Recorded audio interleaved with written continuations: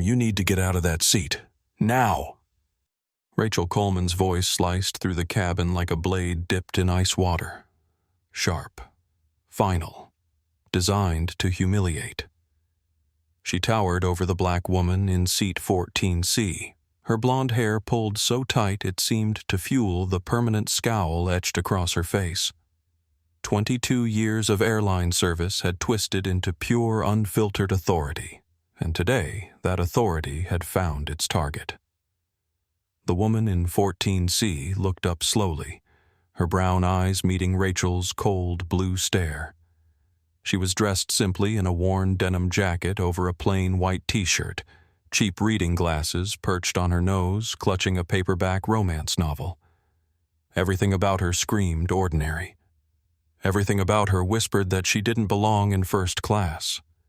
What Rachel Coleman didn't know was that in exactly 38 minutes, the woman she was targeting would ground her entire airline and end her career forever. Before we dive into this shocking story that changed aviation history, I want to know where you're watching from. Drop your city or country in the comments below, and if you believe that respect should be standard at 30,000 feet, hit that subscribe button and give this video a like. Trust me, you're going to want to share this one. Now let's rewind to how this moment started. Dr. Jasmine Brooks had walked onto Skystream Airlines Flight 447, carrying more than just a boarding pass.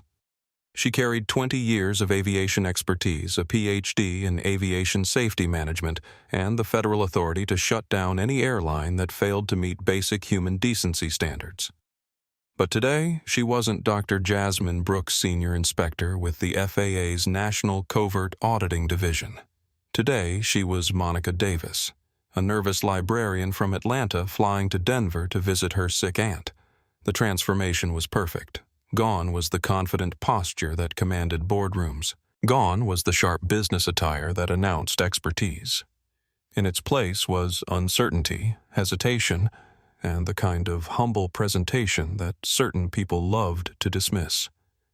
Jasmine had perfected this disguise over dozens of covert operations.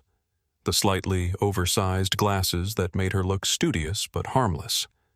The worn jacket that suggested modest means. The way she fumbled with her boarding pass just enough to appear inexperienced. Every detail calculated to reveal the true character of those who held power over passengers. Skystream Airlines had been on the FAA's radar for months. Complaints flooded in weekly. Passengers reported discrimination, hostile crew behavior, and a corporate culture that seemed to encourage prejudice rather than prevent it. The CEO, Brandon Mitchell, had built his budget airline empire by cutting costs everywhere, including diversity training, proper oversight, and basic human decency protocols. When complaints reached federal intervention levels, they sent Jasmine. She didn't just check safety equipment and maintenance logs. She exposed the human failures that turned planes into theaters of humiliation. Rachel Coleman stood in the galley reviewing her passenger manifest with the kind of suspicious scrutiny usually reserved for criminal investigations. 22 years in the sky had hardened her into something resembling customer service, but functioning as customer control. Her eyes scanned the first-class section lingering on seat 14C. Monica Davis. Paid with a credit card, no frequent flyer status, no corporate booking. Just a woman who somehow managed to afford first class despite looking like she shopped at thrift stores. Rachel's jaw tightened. She'd seen this before, or at least she told herself she had. People who didn't belong trying to sneak into spaces reserved for real travelers. Her job, as she understood it, was to maintain standards, to keep the riffraff in economy where they belonged. She grabbed her tablet and marched down the aisle, her sensible shoes clicking against the cabin floor with military precision. Other passengers looked up from their phones and magazines, sensing the tension building like static electricity before a storm. Tommy Martinez, a 28-year-old travel blogger with 50,000 Instagram followers, was settled into seat 12A when he noticed Rachel's approach. Something about her body language triggered his journalist instincts. He quietly opened his phone's camera app and began recording. Rachel stopped at row 14, her shadow falling across Jasmine like a threat. "Excuse me," she said, though her tone suggested no politeness was actually intended. "I need to see your boarding pass." Jasmine looked up from her book, pushing her glasses up her nose with a nervous gesture that was entirely manufactured. "Oh, of course," she said, her voice soft and uncertain. She fumbled in her purse, pulling out the boarding pass with slightly shaking hands. Rachel snatched it, studying every detail as if it were evidence in a crime. "This says first class," she said loud enough for nearby passengers to hear. "Yes, ma'am," Jasmine replied quietly. "I saved up for months for this trip." "Saved up," Rachel repeated the words, dripping with disbelief. She looked Jasmine up and down again, taking in the worn jacket, the simple jewelry, the complete absence of the designer accessories she associated with legitimate first-class passengers. Tommy's phone captured everything. Rachel's obvious suspicion, Jasmine's careful politeness, the uncomfortable stares from other passengers. He could already feel this had the potential to go viral. "This seat costs $200. Rachel continued, her voice growing louder. "You're telling me you saved up $1,200 for a 2-hour flight?"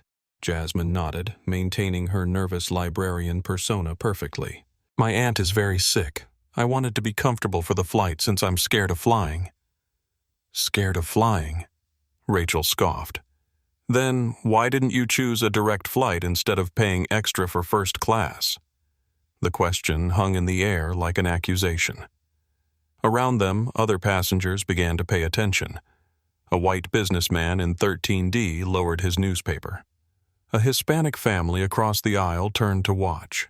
The cabin was transforming from a collection of individual travelers into an audience for whatever was about to unfold. Jasmine felt the familiar surge of anger that came with being interrogated for existing. But she also felt something else: professional satisfaction. In less than 5 minutes, Rachel Coleman had revealed exactly the kind of discriminatory behavior that the FAA was investigating. I just wanted to be comfortable," Jasmine stammered. Playing her role perfectly, Rachel held up the boarding pass, examining it against the light as if checking for counterfeits. "This looks suspicious to me," she announced. "Boarding passes can be faked. I've seen it before." That's when Tommy Martinez made the decision that would change everything. He switched his phone from photo mode to live streaming and whispered to his camera, "Y'all, I'm witnessing something incredible right now. This flight attendant is literally interrogating a black passenger for sitting in first class. This is happening live on Skystream Flight 447. Within 30 seconds, viewers began joining the stream. Within 2 minutes, the chat was exploding with comments. Rachel's interrogation was just beginning. She handed the boarding pass back to Jasmine with the kind of dismissive gesture reserved for handling garbage. "I'm going to need to see your credit card," Rachel announced. "The one you used to purchase this ticket." Jasmine blinked, her manufactured confusion perfectly authentic looking. "My credit card. Is that standard procedure?" "It is when I suspect fraud," Rachel replied loudly, ensuring every passenger in first class could hear. "We have protocols for suspicious purchases." Tommy's live stream viewership jumped to 200, then 400, then 800 as word spread across social media. Comments flooded in. "This is disgusting. Call her out. Someone needs to stop this. Is this really happening in 2024? But Tommy kept filming, sensing this story was bigger than just one discriminatory flight attendant. Jasmine reached into her purse and pulled out a credit card, a simple bank debit card with her alias name clearly printed, Monica Davis. She handed it to Rachel with trembling fingers that weren't entirely an act. Rachel studied the card like a forensic investigator, comparing the name to the boarding pass, then to Jasmine's driver's license. "This card has a very low limit," she said after checking something on her tablet. "How exactly did you afford a $200 seat with a card that has a $2,000 limit?" The question was designed to humiliate. Rachel was essentially announcing to the entire cabin that this black woman was poor, implying she must have stolen or scammed her way into first class. Jasmine's jaw tightened slightly, but her voice remained small and nervous. I saved up and paid it off specifically for this trip. Like I said, my aunt is very sick. Your Aunt Rachel repeated with obvious skepticism. What's her name? What's wrong with her? Why are you flying to Denver specifically? The interrogation was escalating beyond any reasonable standard. Around them, passengers began exchanging uncomfortable glances. The white businessman in 13D, Mr. Davidson, initially seemed supportive of Rachel's diligence, nodding approvingly at what he perceived as good security procedures. But as the questions became more invasive, more obviously discriminatory, even his expression began to shift. Tommy's stream viewership hit 1,500. His viewers were furious, demanding action. Someone help this woman. This is racial profiling. Where is the captain record? Everything in the galley. Katie Walsh, a 23-year-old junior flight attendant on her third week of the job, watched the scene unfold with growing horror. She'd been trained to support senior staff, but nothing in her training had prepared her for witnessing obvious discrimination. Katie approached Rachel cautiously. "Rachel," she whispered, "maybe we should just—" "Back to your duties. Walsh."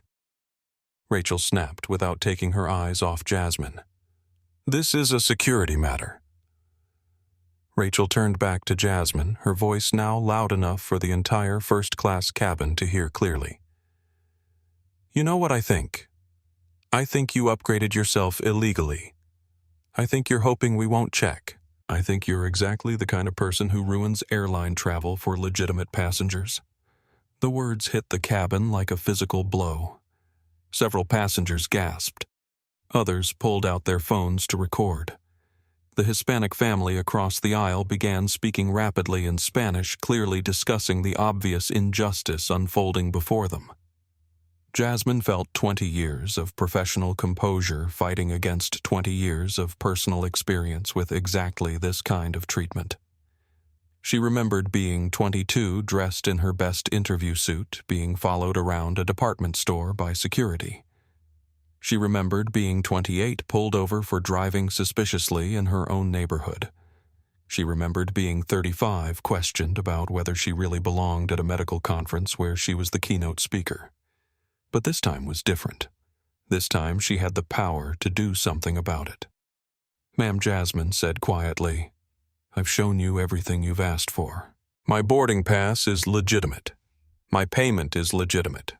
I'm not sure what else I can do to prove I belong here." "Belong here?"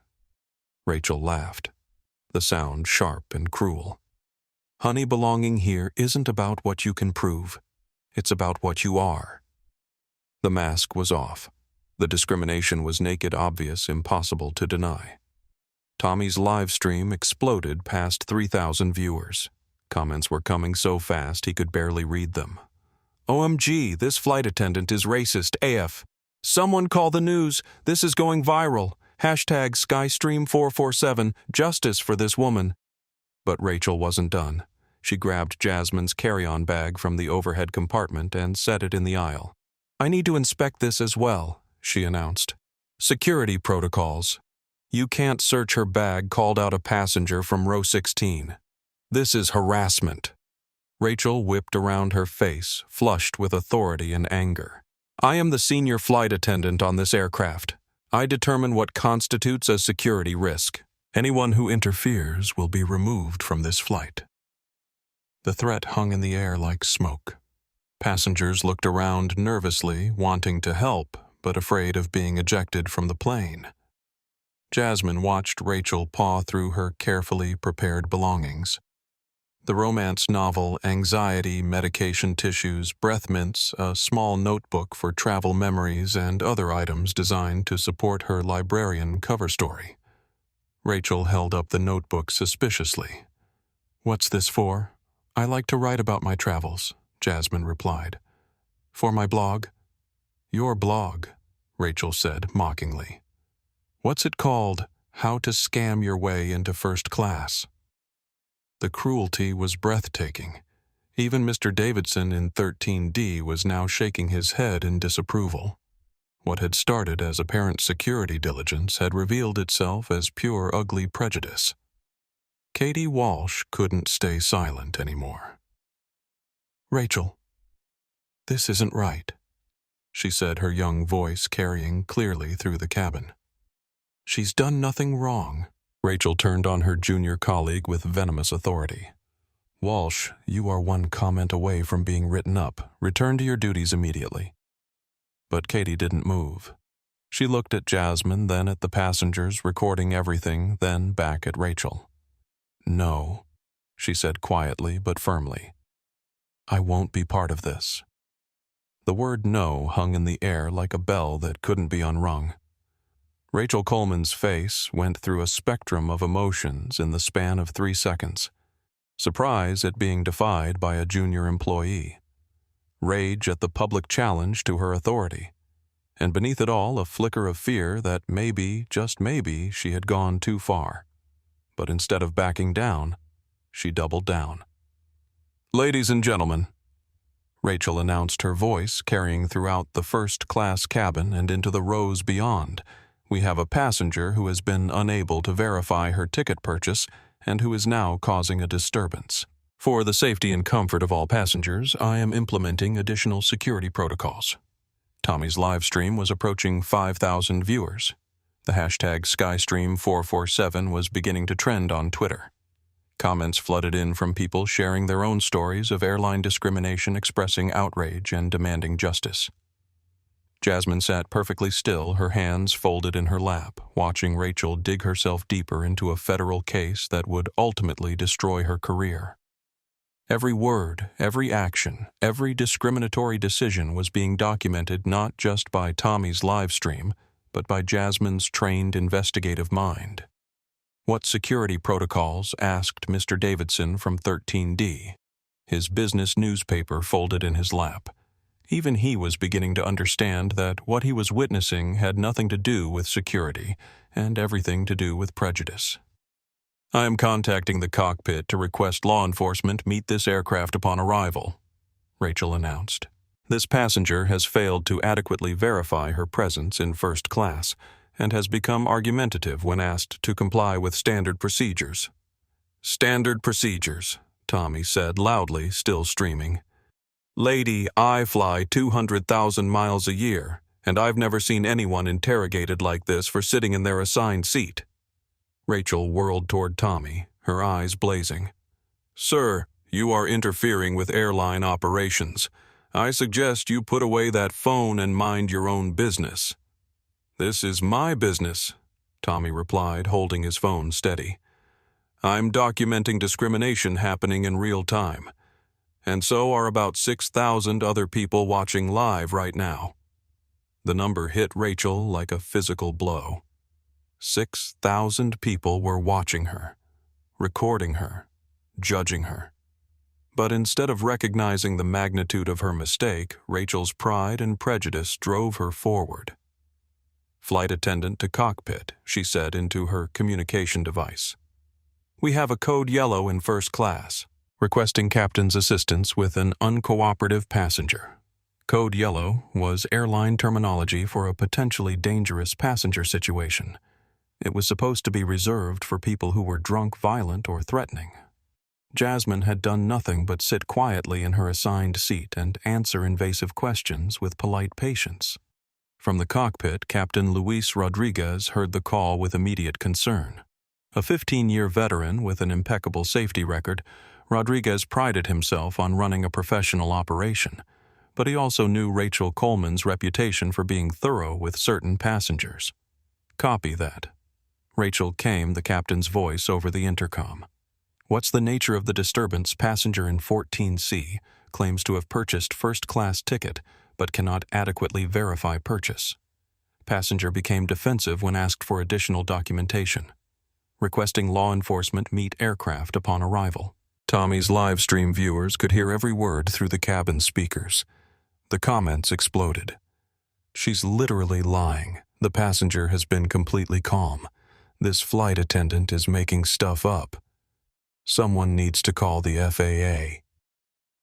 This is criminal. Jasmine felt a familiar anger building in her chest, not just at the discrimination which was routine enough in her experience, but at the blatant lies being told about her behavior. She had been nothing but polite and cooperative, yet was being painted as dangerous and uncooperative. But she also felt something else: professional satisfaction. Rachel Coleman was providing a masterclass in exactly the kind of behavior that the FAA was investigating. Every lie, every discriminatory comment, every policy violation was being captured in real time. Captain Jasmine said, raising her voice enough to be heard throughout the cabin, "I would like to speak with you directly." Rachel spun toward her. "Passengers do not make demands on this aircraft. You will remain silent until we land." "Actually," came a voice from row 15. "Passengers have the right to speak with the captain if they feel they're being treated unfairly." The voice belonged to Maria Santos, an off-duty federal air marshal traveling home to Denver. She wasn't in uniform and hadn't identified herself, but she knew aviation law better than anyone on the plane. "And who exactly are you to interpret airline regulations?" Rachel snapped. Maria smiled grimly. "Someone who enforces them for a living." The tension in the cabin was becoming unbearable. Passengers were openly taking sides, some recording everything, others trying to de-escalate, a few still unsure what they were witnessing. Katie Walsh made a decision that would define her career. She picked up the cabin phone and dialed the cockpit directly. "Captain Rodriguez," she said, her voice shaking but determined, "this is Katie Walsh. I need to report that I believe we have a discrimination situation in first class. The passenger in 14C has been completely cooperative and has provided all requested documentation. I believe she is being targeted because of her race." The words hung in the air like an explosion. Rachel's face went white, then red, then white again. She had just been publicly accused of racial discrimination by her own crew member in front of a cabin full of passengers while being live-streamed to thousands of people online. "Walsh." Rachel screamed. "You are in direct violation of crew hierarchy. You're fired. You don't have the authority to fire me." Katie replied quietly. "Only the captain does." And in that moment, everyone on Flight 447 understood that they were witnessing something bigger than just bad customer service. They were seeing the moment when authority built on prejudice met courage built on principle. The live stream hit 8,000 viewers. Hashtag racist flight attendant was trending alongside hashtag Skystream447. News outlets were beginning to pick up the story. And somewhere in a corporate office in Dallas, Skystream Airlines CEO Brandon Mitchell was about to get a phone call that would ruin his day, his week, and possibly his career. Captain Luis Rodriguez unbuckled his harness and stood in the cramped cockpit, his mind racing through protocols and possibilities. In 15 years of flying, he'd dealt with drunk passengers, medical emergencies, mechanical failures, and even a hijacking attempt. But he'd never faced a situation where his own crew was publicly accusing each other of racial discrimination while being live-streamed to thousands of viewers. "First Officer Chen," he said to his co-pilot, "you have the cockpit. I need to assess the situation in the cabin." Rodriguez was a by-the-book captain who'd earned his position through competence and integrity. He'd grown up in East L.A., the son of immigrants who taught him that respect was earned through actions not demanded through position. He'd seen enough discrimination in his own life to recognize it when it happened to others. But he also knew that Rachel Coleman had been with Skystream for over 2 decades. She had seniority union protection and the backing of management, who valued employees who kept flights on schedule and complaints to a minimum. Rodriguez opened the cockpit door and stepped into first class, immediately sensing the electric tension that filled the cabin like static before a storm. Passengers were holding phones, recording everything. The Hispanic family across the aisle was speaking rapidly in Spanish, clearly agitated. Even the business travelers who usually minded their own affairs were paying attention. Tommy Martinez, still live streaming, turned his phone toward the captain. "Captain, we have over 10,000 people watching this live. Everyone here can testify that this passenger has been completely cooperative and polite, but your flight attendant has been interrogating her for being black in first class." Rodriguez felt his stomach drop. 10,000 people. This wasn't just an internal crew dispute anymore. This was a public relations nightmare that could destroy careers and shut down airlines. He looked at Jasmine sitting calmly in 14C with her hands folded, then at Rachel, whose face was flushed with anger and something that might have been desperation. Ms. Coleman Rodriguez said carefully, "Can you walk me through the situation?" Rachel launched into her prepared narrative, her voice loud enough for the entire cabin to hear. "Captain, the passenger in 14C has been unable to adequately verify her ticket purchase. When asked for additional documentation, she became defensive and argumentative.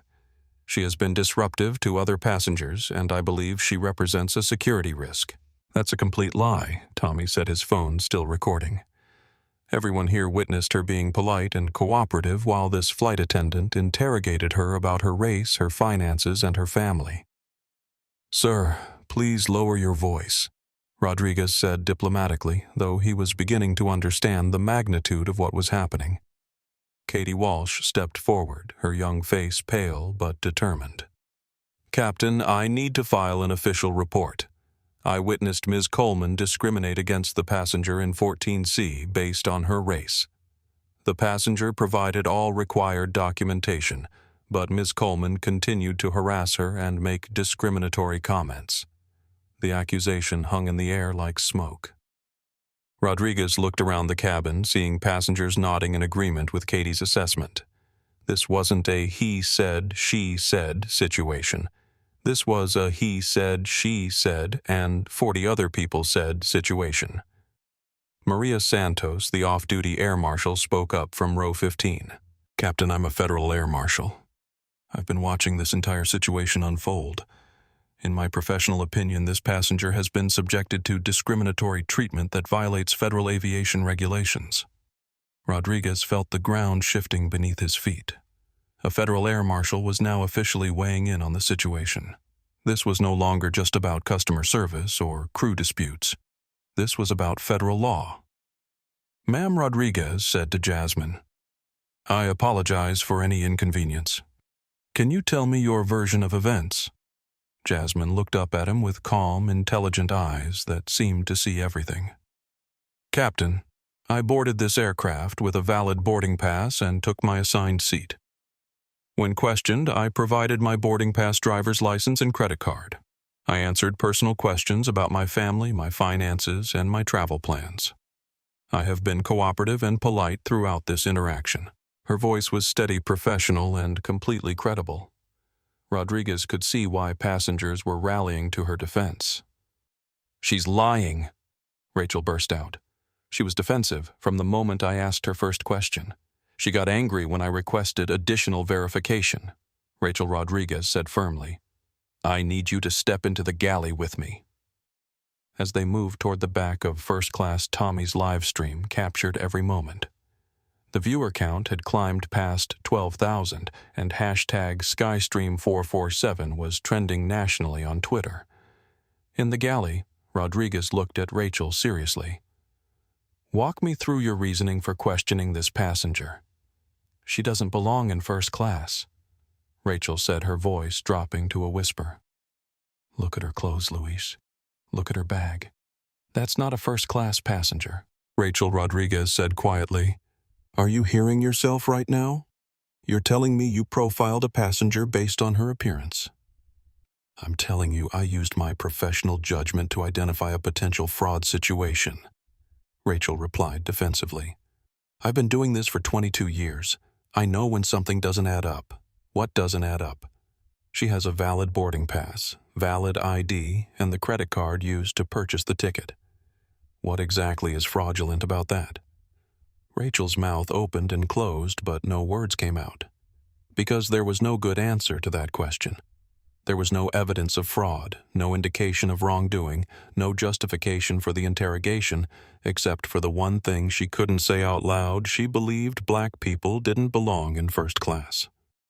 Back in the cabin, Jasmine was having a very different conversation with Katie Walsh. "I want you to know," Katie said quietly, "that not all of us think like she does. This is wrong, and I'm going to make sure it's documented properly." Jasmine smiled slightly. "You showed courage today. That matters more than you know." "I just can't stand watching someone be treated like that," Katie replied. "It's not right." "No," Jasmine agreed, "it's not right. But you did something about it.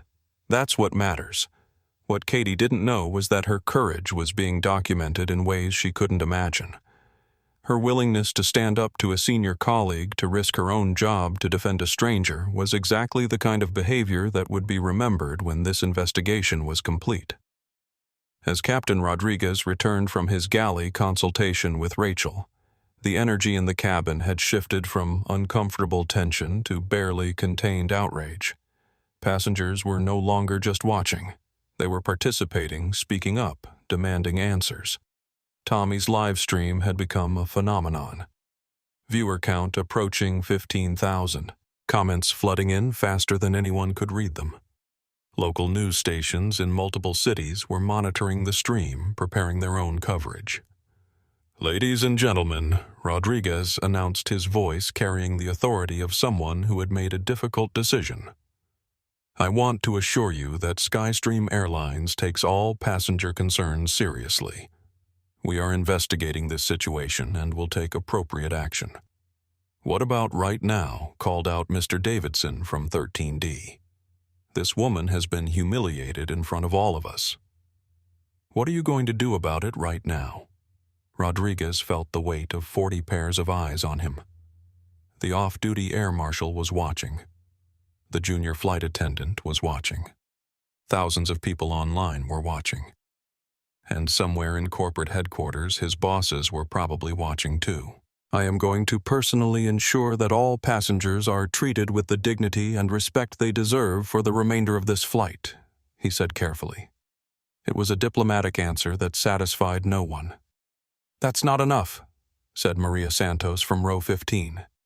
"This flight attendant needs to be removed from duty immediately. She has violated federal anti-discrimination laws and created a hostile environment for passengers." Rachel, who had been standing silently in the galley, couldn't contain herself anymore. "I have done nothing wrong," she shouted loud enough for the entire cabin to hear. "I was following company security protocols." "What security protocols require passengers to explain their family medical situations?" Tommy asked, his phone still recording. "What security protocols involve commenting on someone's clothing or financial status?" Rachel's mouth opened, but no answer came. Because there were no such protocols. There never had been. Jasmine sat in 14C watching the situation escalate around her with the trained eye of a federal investigator. She was documenting everything: the captain's hesitation to take decisive action, Rachel's inability to justify her behavior, the company's apparent lack of proper anti-discrimination training, and the courage of passengers and crew members who were willing to speak up for what was right. But she was also watching the clock. Her cover was holding, but barely. Soon someone would start asking deeper questions about Monica Davis, the nervous librarian from Atlanta. Soon the investigation would have to move from covert to overt.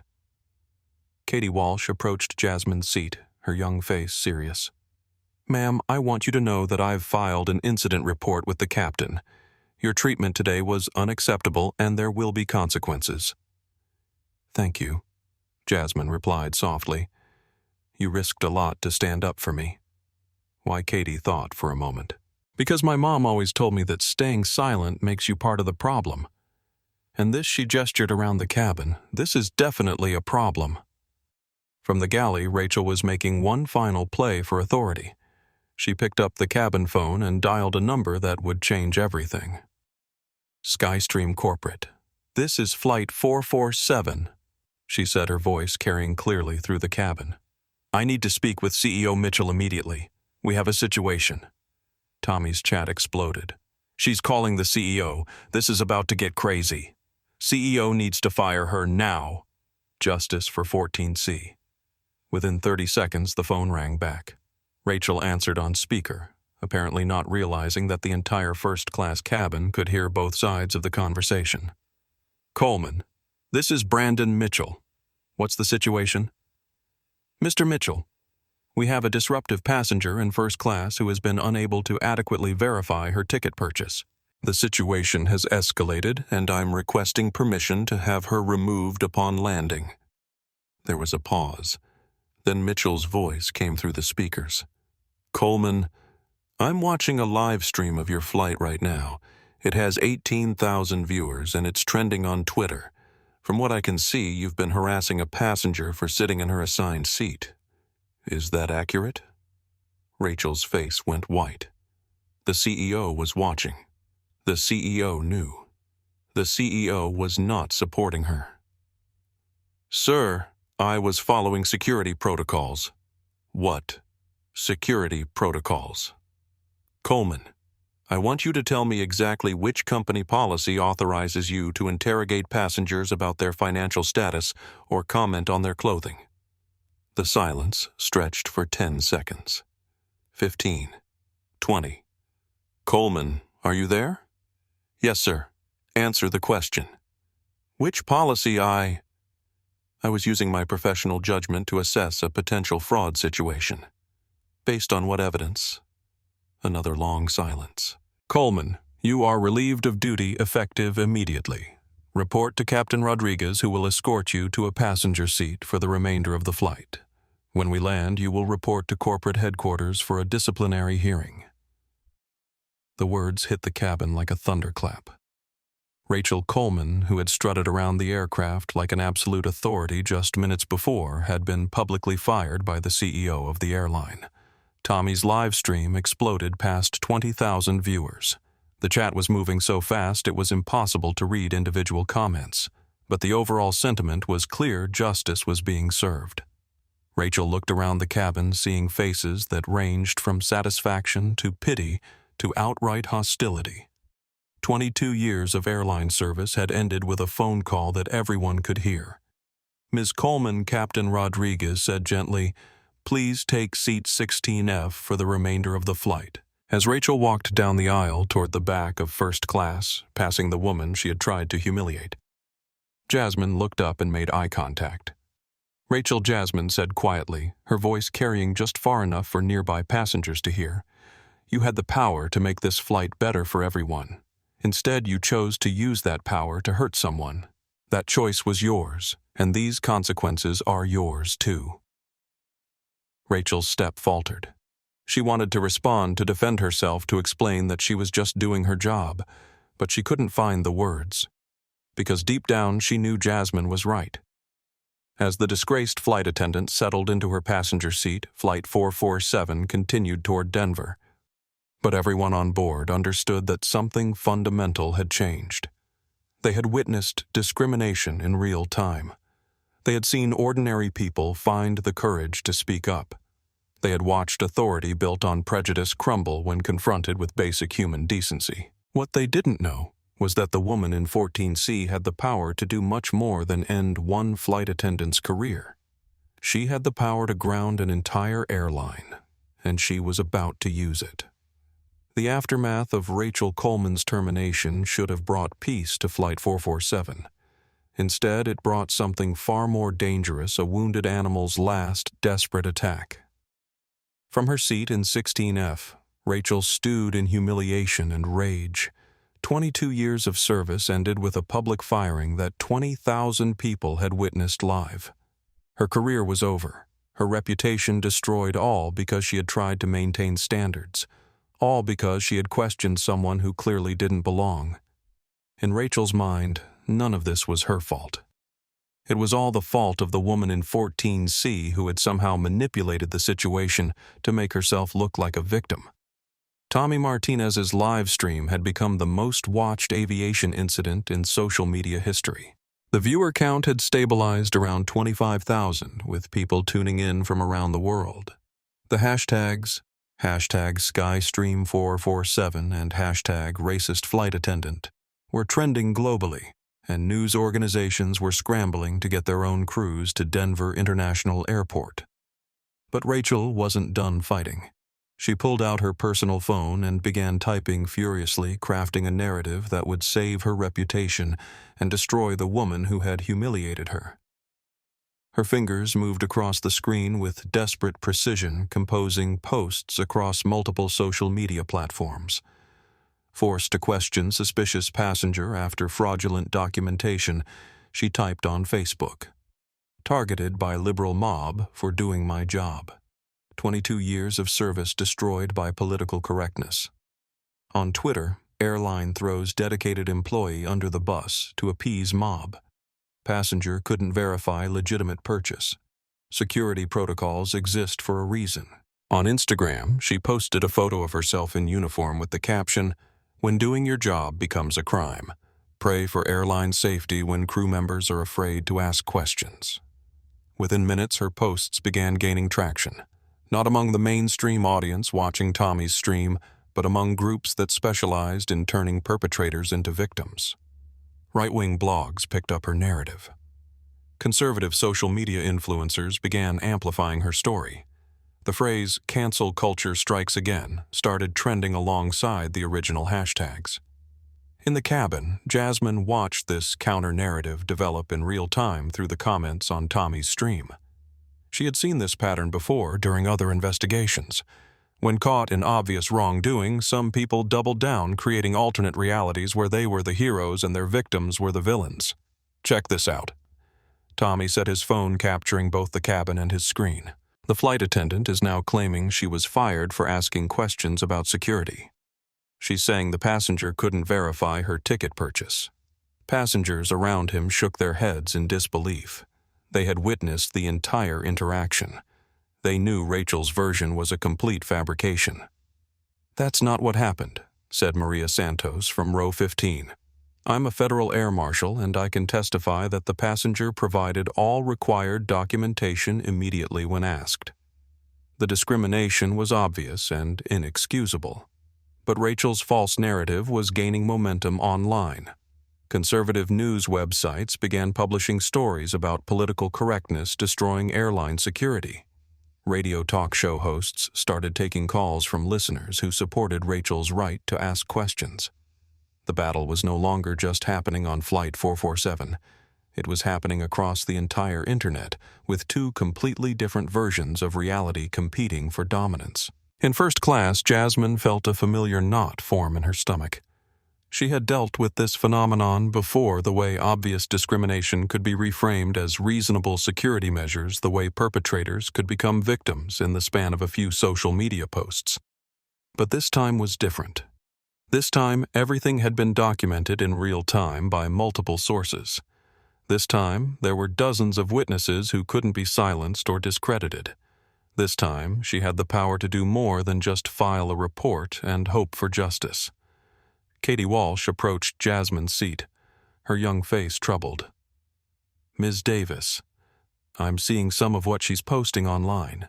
It's completely different from what actually happened. Are you okay?" Jasmine smiled sadly. "I've been through this before, Katie. When some people get caught doing something wrong, they don't apologize. They attack. They lie. They try to make you look like the problem. But everyone here knows the truth," Katie protested. "We all saw what really happened." "Truth and narrative are different things," Jasmine replied. "The truth is what happened. The narrative is the story people choose to believe. And some people will always choose to believe that discrimination is justified if you just call it something else." As if summoned by their conversation, Rachel Coleman stood up from her seat in 16F and began walking toward the front of the cabin. Her face was flushed, her eyes wild with the kind of desperation that comes from having nothing left to lose. "Ladies and gentlemen," she announced loudly, her voice carrying throughout first class and into economy. "I need you all to know that what you witnessed today was not discrimination. It was security. And now, because of political correctness and mob justice, your safety is at risk." Tommy immediately turned his phone toward Rachel, capturing her impromptu speech for his 25,000 viewers. This passenger, Rachel continued pointing directly at Jasmine, was unable to adequately explain how she afforded a first-class ticket. She became defensive when asked reasonable questions. She refused to cooperate with standard security protocols. "That's a lie," called out Mr. Davidson from 13D. "I watched the whole thing. She answered every question politely and showed you everything you asked for." "You don't understand aviation security," Rachel shot back. "You don't know what to look for." "I do. And I'm telling you that passenger is not who she claims to be." The accusation hung in the air like a bomb waiting to explode. Rachel was now directly claiming that Jasmine was traveling under false pretenses that she was some sort of fraud or security threat. "Prove it," said Maria Santos, her federal air marshal training evident in her direct challenge. "Make a specific accusation backed by evidence or sit down and be quiet." Rachel's eyes blazed with fury. "I don't have to prove anything to you people. I know what I know. And what I know is that this entire situation has been orchestrated to destroy good people who are just trying to do their jobs." Tommy's chat was exploding. "She's lost her mind. Security threat. She's the threat. Someone stop this crazy woman." Mental breakdown happening live. Captain Rodriguez had been monitoring the situation from the cockpit, but Rachel's public meltdown forced him to intervene again. He emerged from the flight deck with the firm stride of someone who had had enough. "Ms. Coleman," he said authoritatively, "you are no longer a crew member on this aircraft. You are a passenger, and you are causing a disturbance. Return to your seat immediately, or you will be restrained for the safety of other passengers." "You can't silence me," Rachel replied, her voice rising to near hysteria. "These people have a right to know the truth. They have a right to know that airline security has been compromised by political correctness." That's when Jasmine made a decision that would change everything. She had maintained her cover for over an hour, documenting discrimination while pretending to be a nervous librarian. But Rachel's public accusations had crossed a line from harassment to potentially dangerous conspiracy theories. Jasmine stood up from 14C, her posture subtly shifting from uncertain to authoritative. When she spoke, her voice carried a new quality, professional, confident, and utterly commanding. "Ms. Coleman," Jasmine said, her words cutting through Rachel's hysteria like a laser. "You keep saying I'm not who I claim to be. You're absolutely right about that. But you're wrong about everything else." The cabin fell silent. Every phone was recording. Tommy's 25,000 viewers held their collective breath. "My name is not Monica Davis." Jasmine continued, reaching into her purse with deliberate precision. "And you're about to find out exactly who I really am." In the Skystream Airlines corporate headquarters in Dallas, CEO Brandon Mitchell was experiencing the worst day of his professional life. What had started as a routine Tuesday morning had exploded into a public relations catastrophe that was threatening to destroy his company. The live stream from Flight 447 was now being monitored by his entire crisis management team. The viewer count had climbed past 30,000. Major news networks were picking up the story. And his company's stock price was in free fall, dropping 15% in the 2 hours since the incident began. Mitchell stared at the wall of monitors in the crisis room, watching multiple live streams, news feeds, and social media analytics in real time. The hashtags, #SkyStream447 and #RacistFlightAttendant were trending in over 20 countries. Celebrities were weighing in. Politicians were demanding investigations. And his phone hadn't stopped ringing since the story broke. "Sir," said Jennifer Lopez, his head of communications, "we need to get ahead of this. The narrative is getting away from us." Mitchell nodded grimly. He had already fired Rachel Coleman in the most public way possible, hoping to contain the damage. But instead of ending the story, it seemed to have made it bigger. Now his former employee was claiming she had been railroaded for doing her job, and that narrative was gaining traction among certain audiences. "What's our position?" Mitchell asked his legal team. "Officially, We support our captain's decision to remove a crew member who violated company anti-discrimination policies, replied Sarah Johnson, the chief legal counsel. Unofficially, we're scared to death of the federal investigation this is going to trigger. What federal investigation? Brandon, a passenger, was discriminated against on our aircraft in front of dozens of witnesses while being live-streamed to tens of thousands of viewers. The Department of Transportation is going to crawl so far up our company that we'll need surgery to remove them. Mitchell rubbed his temples.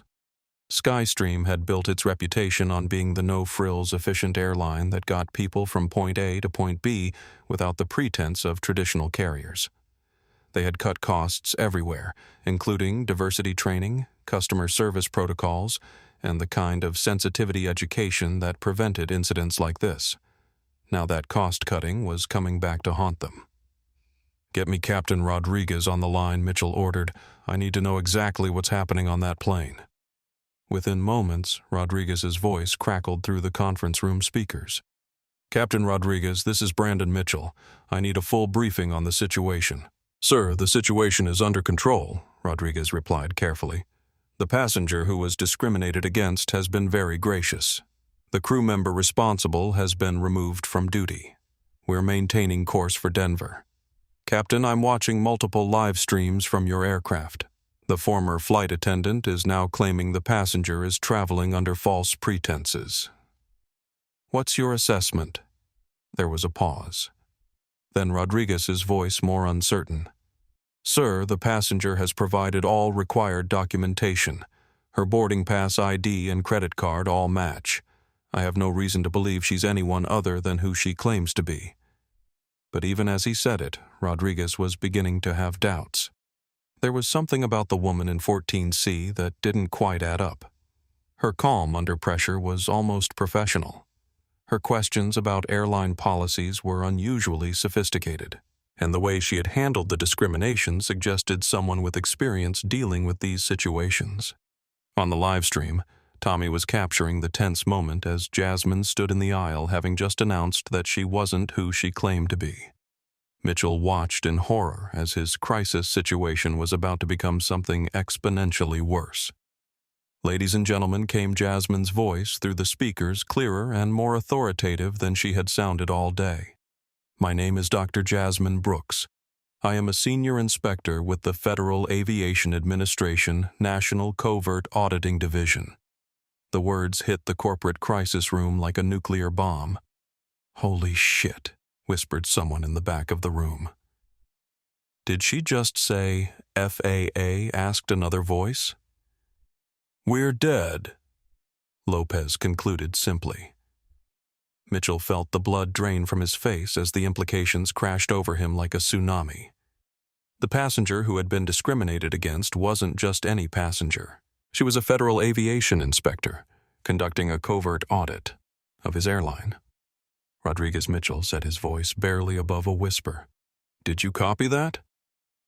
"Yes, sir," came the captain's stunned reply. "She's FAA." In the cabin of Flight 447, the revelation had created a moment of absolute silence.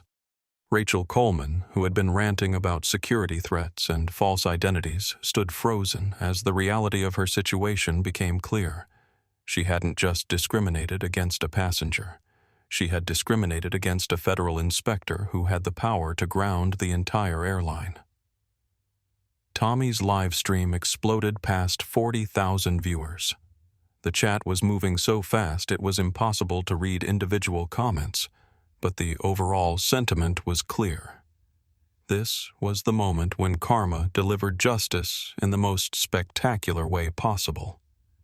"Dr. Brooks," Captain Rodriguez said, his voice carrying the respect due to a federal official. "I apologize on behalf of Skystream Airlines for the treatment you received today." Jasmine reached into her purse and pulled out her FAA credentials, holding them up for the cabin to see. "Captain Rodriguez, I want to be clear that my treatment today was not an exception to your company's culture. It was a perfect example of it." She turned to face the passengers, many of whom were still recording. Ladies and gentlemen, I am conducting a covert audit of Skystream Airlines based on numerous complaints of discriminatory behavior. What you witnessed today is exactly the kind of treatment that prompted this federal investigation. Rachel Coleman's knees buckled. She grabbed the back of a seat for support as the full magnitude of her mistake became clear. She hadn't just lost her job, she had potentially destroyed an entire airline. In the corporate crisis room, Mitchell was having his own moment of reckoning. "How bad is this?" he asked his legal team. "On a scale of 1 to 10, this is about a 15, Johnson replied. "We just had an FAA inspector document bias discrimination while being live-streamed to tens of thousands of people. Our operating certificate is probably going to be suspended within hours." Mitchell looked around the room at his senior staff, seeing his own panic reflected in their faces. "What are our options?" "Damage control," Lopez said. "Full cooperation with the investigation. Public apology. Immediate implementation of comprehensive anti-discrimination training. And pray that Dr. Brooks is feeling merciful." But even as she said it, everyone in the room knew it was too little, too late. The damage had been done in the most public way possible, and there was no amount of crisis management that could undo what the world had witnessed. On Flight 447, Dr. Jasmine Brooks was just getting started. The moment Dr. Jasmine Brooks revealed her true identity, the entire dynamic aboard Flight 447 shifted like tectonic plates finding a new equilibrium. What had been a passenger discrimination incident was now a federal case involving obstruction of a government investigation. Tommy Martinez, his hands shaking with adrenaline, adjusted his phone to capture every moment. His live stream audience had exploded past 50,000 viewers, and he knew he was documenting aviation history. "Y'all," he whispered into his phone, "I can't believe what we're witnessing right now. A federal inspector just revealed that she's been conducting an undercover audit, and she caught this entire airline discriminating against her live on camera." Captain Rodriguez approached Dr. Brooks with the careful respect due to a federal official who had just documented his airline committing federal crimes. "Dr. Brooks," he said formally, "what are your instructions?" Jasmine's transformation was complete. Gone was the nervous librarian persona. In its place stood a woman with 20 years of federal aviation experience and the authority to ground airlines that failed to meet basic standards of human decency. "Captain, I need you to contact Denver Tower and request that law enforcement meet this aircraft upon arrival. We have potential federal crimes to investigate, including discrimination, obstruction of a federal investigation, and filing false reports." Rodriguez nodded grimly. He keyed his radio, "Denver Tower Skystream 447, requesting law enforcement meet aircraft upon arrival. We have federal officials on board requiring assistance with potential criminal investigation. Copy, Skystream 447. Denver Airport Police and FBI will meet your aircraft at Gate B15. The words FBI sent a shockwave through the cabin. This was no longer just about bad customer service or even discrimination. This was about federal crimes. Rachel Coleman, still standing in the aisle, finally grasped the magnitude of her situation. She hadn't just harassed a passenger, she had obstructed a federal investigation while being live-streamed to tens of thousands of witnesses. "This is entrapment," she shouted desperately. "You tricked me. This isn't fair." Dr. Brooks turned to face Rachel with the calm authority of someone who had dealt with desperate criminals before. "Ms. Coleman, entrapment is when a law enforcement officer induces someone to commit a crime they otherwise wouldn't have committed. I didn't induce you to discriminate against me. I simply existed as a black woman in first class, and you revealed your true character." The legal precision of her words hit Rachel like a physical blow. Every excuse, every justification she had constructed was crumbling under the weight of actual legal knowledge. Maria Santos, the off-duty air marshal, stood up from row 15. "Dr. Brooks, I'm Federal Air Marshal Maria Santos. I witnessed the entire incident and can provide official testimony regarding the discrimination and false accusations." "Thank you, Marshal Santos. Your testimony will be valuable in the federal investigation." Tommy's chat was exploding with viewers trying to process what they were witnessing. A federal inspector and an air marshal on the same flight. This flight attendant is going to prison. Justice is being served at 30,000 feet. This is better than any movie. Katie Walsh, the junior flight attendant who had risked her job to defend Dr. Brooks, approached with tears in her eyes. Dr. Brooks, I'm so sorry for what you experienced. I should have done more to stop it. Jasmine's expression softened. Katie, you showed more courage than crew members with decades of experience. You put your job on the line to defend a stranger. That matters more than you know. What's going to happen to the airline? Katie asked. That depends on what our investigation reveals, Jasmine replied. But based on what I've documented today, Skystream Airlines has serious cultural problems that go far beyond one discriminatory flight attendant. In the Skystream corporate crisis room, CEO Brandon Mitchell was watching his company implode in real time. The live stream had become must-see television, with news networks providing live commentary on what was being called the flight heard round the world. Sir, said his communications director, we're getting calls from every major news outlet in the country. Congress is already talking about hearings, and our stock is down 40% since trading opened. Mitchell stared at the monitors showing his airline's destruction being broadcast to the world. How long before the FAA grounds us? Sir, said his legal counsel, they probably could have grounded us an hour ago. The fact that Dr. Brooks is letting this flight continue to Denver suggests she's being remarkably professional about this. Professional or not. We're finished, Mitchell said quietly. No airline survives this kind of federal investigation, especially when it's broadcast live to 60,000 people. Back on Flight 447, Dr. Brooks was conducting what amounted to a public seminar on federal aviation law and civil rights. Ladies and gentlemen, she announced to the cabin, what you witnessed today represents a pattern of behavior that the FAA has been investigating for months. Your testimony will be crucial in ensuring that this kind of discrimination doesn't happen to other passengers. She turned to address Tommy's live stream directly, knowing that her words would reach far beyond the confines of the aircraft. To everyone watching this live, I want you to understand something important. Discrimination in aviation isn't just wrong morally. It's dangerous operationally. When crew members make decisions based on prejudice instead of facts, when they treat passengers differently based on race instead of behavior, they compromise the safety of everyone on board. How so? Tommy asked, his phone capturing every word. Because discrimination clouds judgment. A flight attendant who is focused on harassing a passenger because of their race might miss actual security threats.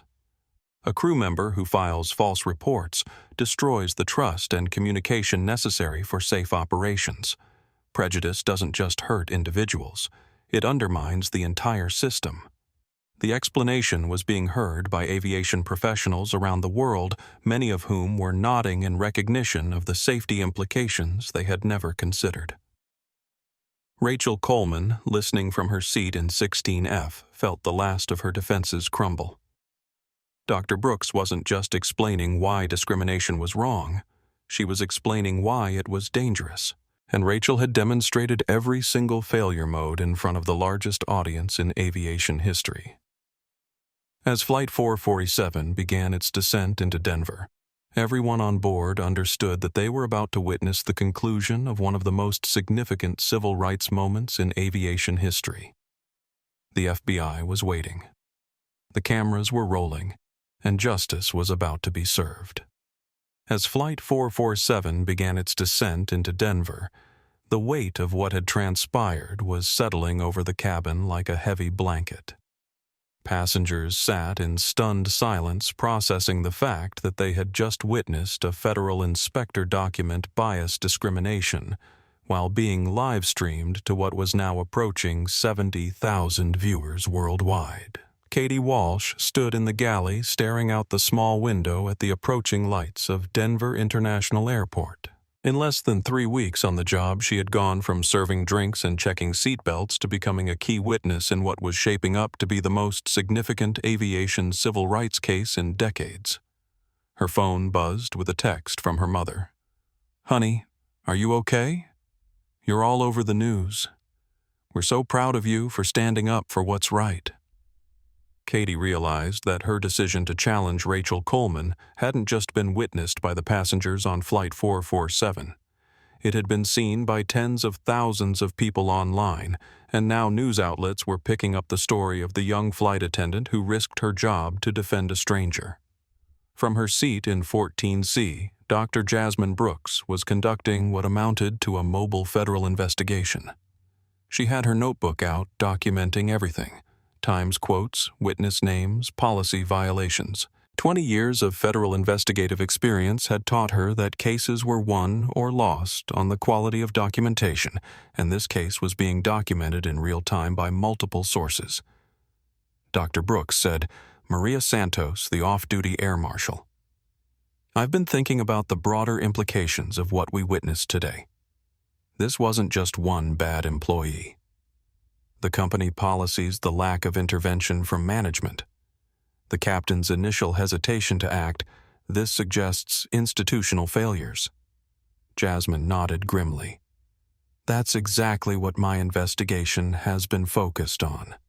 Marshal Santos."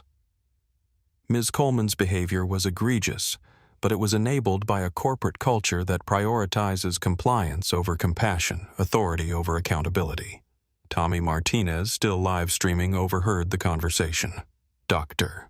Brooks, can you explain to everyone watching what you mean by institutional failures?" Jasmine looked directly at the camera, knowing her words would be dissected by aviation experts, legal scholars, and civil rights advocates around the world. When discrimination happens in aviation, it's rarely just one person acting alone.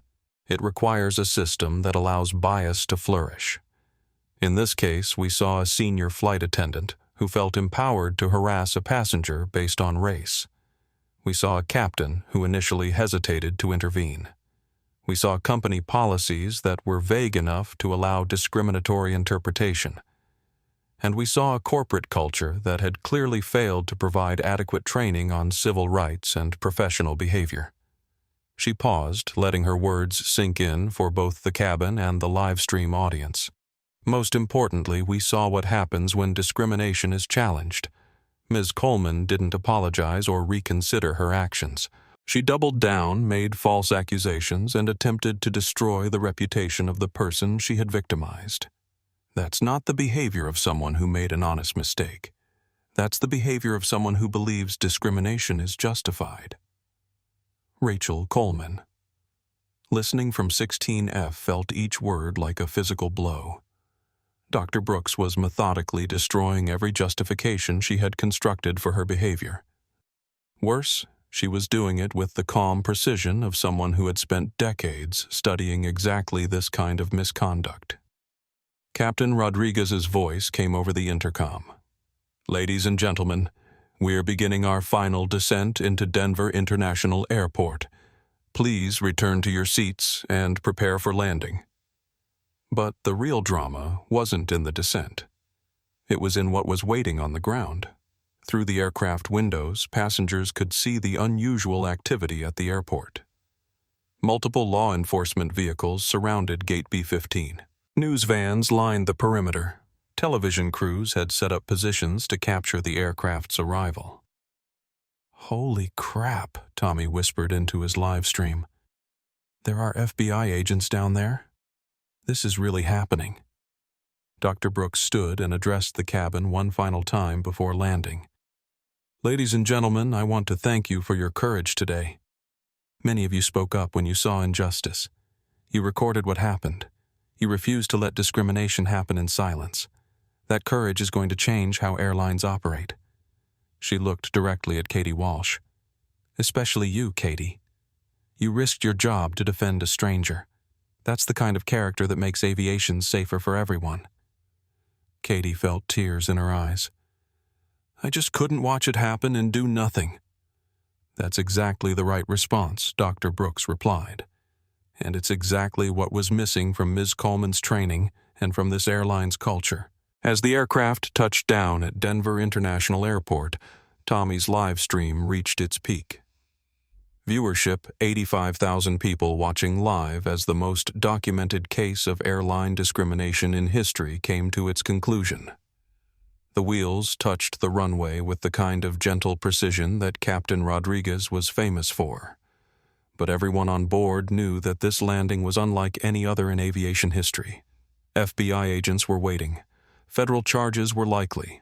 An entire airline was about to be held accountable for institutional discrimination, and it had all been broadcast live to nearly 100,000 people around the world. As Flight 447 taxied toward Gate B-15, the world outside had transformed into a media circus, unlike anything Denver International Airport had ever seen. Tommy Martinez's live stream had become the focal point of a global conversation about discrimination, justice, and accountability. The hashtags, #SkyStream447, #RacistFlightAttendant, and #JusticeAt30,000 feet were trending in over 30 countries. Celebrity voices were amplifying the story across multiple platforms. News organizations from CNN to BBC were providing live coverage of the aircraft's arrival. Tommy adjusted his phone to capture the scene outside the windows. "Y'all, I cannot believe what I'm seeing down there. There have got to be 50 news crews, FBI agents, airport police. This is insane." His viewer count had stabilized around 95,000, but the real impact was happening across the broader internet. The story had been picked up by every major news outlet, shared by celebrities with millions of followers, and discussed in corporate boardrooms across the aviation industry. In the Skystream Airlines corporate headquarters, CEO Brandon Mitchell was experiencing the complete collapse of everything he had built. His phone screen showed the real-time destruction of his company's reputation. Stock down 52% in after-hours trading. Calls for congressional investigation from multiple senators, Department of Transportation, announcing immediate review of Skystream's operating certificate. Social media filled with travelers sharing their own stories of discrimination on Skystream flights. "Sir," said his communications director, "we need to get ahead of this with a public statement." "What are we going to say?" Mitchell asked desperately. "That we're sorry our employee discriminated against a federal inspector while being live-streamed to 100,000 people. That we had no idea our company culture was enabling this kind of behavior." Something like that. "Yes." Mitchell stared at the monitors showing his airline's destruction being broadcast live around the world. "Draft something. Full apology. Complete cooperation with federal investigation. Immediate implementation of comprehensive reforms. And pray that it's enough to keep us from being shut down entirely." But everyone in the crisis room knew it wouldn't be enough. The damage was beyond any public relations strategy. On Flight 447, Dr. Brooks was preparing for the most public conclusion to a federal investigation in aviation history. She had conducted dozens of covert audits, but none had ever been documented in real time by multiple sources and witnessed by nearly 100,000 people worldwide. Dr. Brooks said, "Maria Santos, I've been in federal law enforcement for 15 years and I've never seen anything like this. The documentation you've gathered today is unprecedented." "It's not just the documentation," Jasmine replied. "It's the witnesses. It's the real-time evidence. It's the fact that everything was captured by multiple sources and can never be denied or disputed." She looked around the cabin at the passengers who had become unwitting participants in aviation history. "Most discrimination cases come down to he said, she said arguments. Victims struggle to prove what happened because there are few witnesses and little documentation. Today is different. Today, discrimination was caught in the act in real time with perfect documentation and dozens of witnesses." Tommy's phone captured her words for his massive audience. "So what happens now?" Now, Dr. Brooks said with the quiet authority of someone who had spent 2 decades enforcing federal aviation law. "There are consequences." As the aircraft reached the gate, passengers could see the full extent of the law enforcement presence waiting for them. FBI agents in their distinctive blue windbreakers, Denver police officers, airport security, federal aviation investigators. "Ladies and gentlemen," came Captain Rodriguez's voice over the intercom. "We have arrived at gate B-15. Federal law enforcement officials will be boarding the aircraft first to conduct official business. Please remain in your seats until cleared by the authorities." The gravity of the moment settled over the cabin like a heavy blanket. This wasn't just the end of a flight. This was the beginning of a federal case that would reshape how airlines treat passengers. Rachel Coleman sat in 16F, staring out the window at the FBI agents preparing to board. 22 years of airline service had led to this moment, federal agents coming to arrest her for discrimination that had been witnessed by nearly 100,000 people worldwide. Her phone buzzed with notifications, text messages from family members who had seen the news, social media alerts about her name trending globally, voice messages from friends asking if it was really her on the viral video. She opened Twitter and saw her name paired with phrases like racist flight attendant and federal charges. The narrative she had tried to construct that she was a dedicated employee, railroaded by political correctness, had been completely overwhelmed by the documented evidence of her discrimination. Katie Walsh looked out the window at the media circus and felt a mixture of fear and pride. Fear because she knew her life was about to change dramatically. Pride because she had done the right thing when it mattered most. Katie Dr. Brooks said, approaching her seat, "You're going to be asked to give testimony about what you witnessed today. I want you to know that there are federal protections for employees who report discrimination. Your job is protected, and your courage is going to help ensure this doesn't happen to other passengers." "Thank you," Katie replied softly.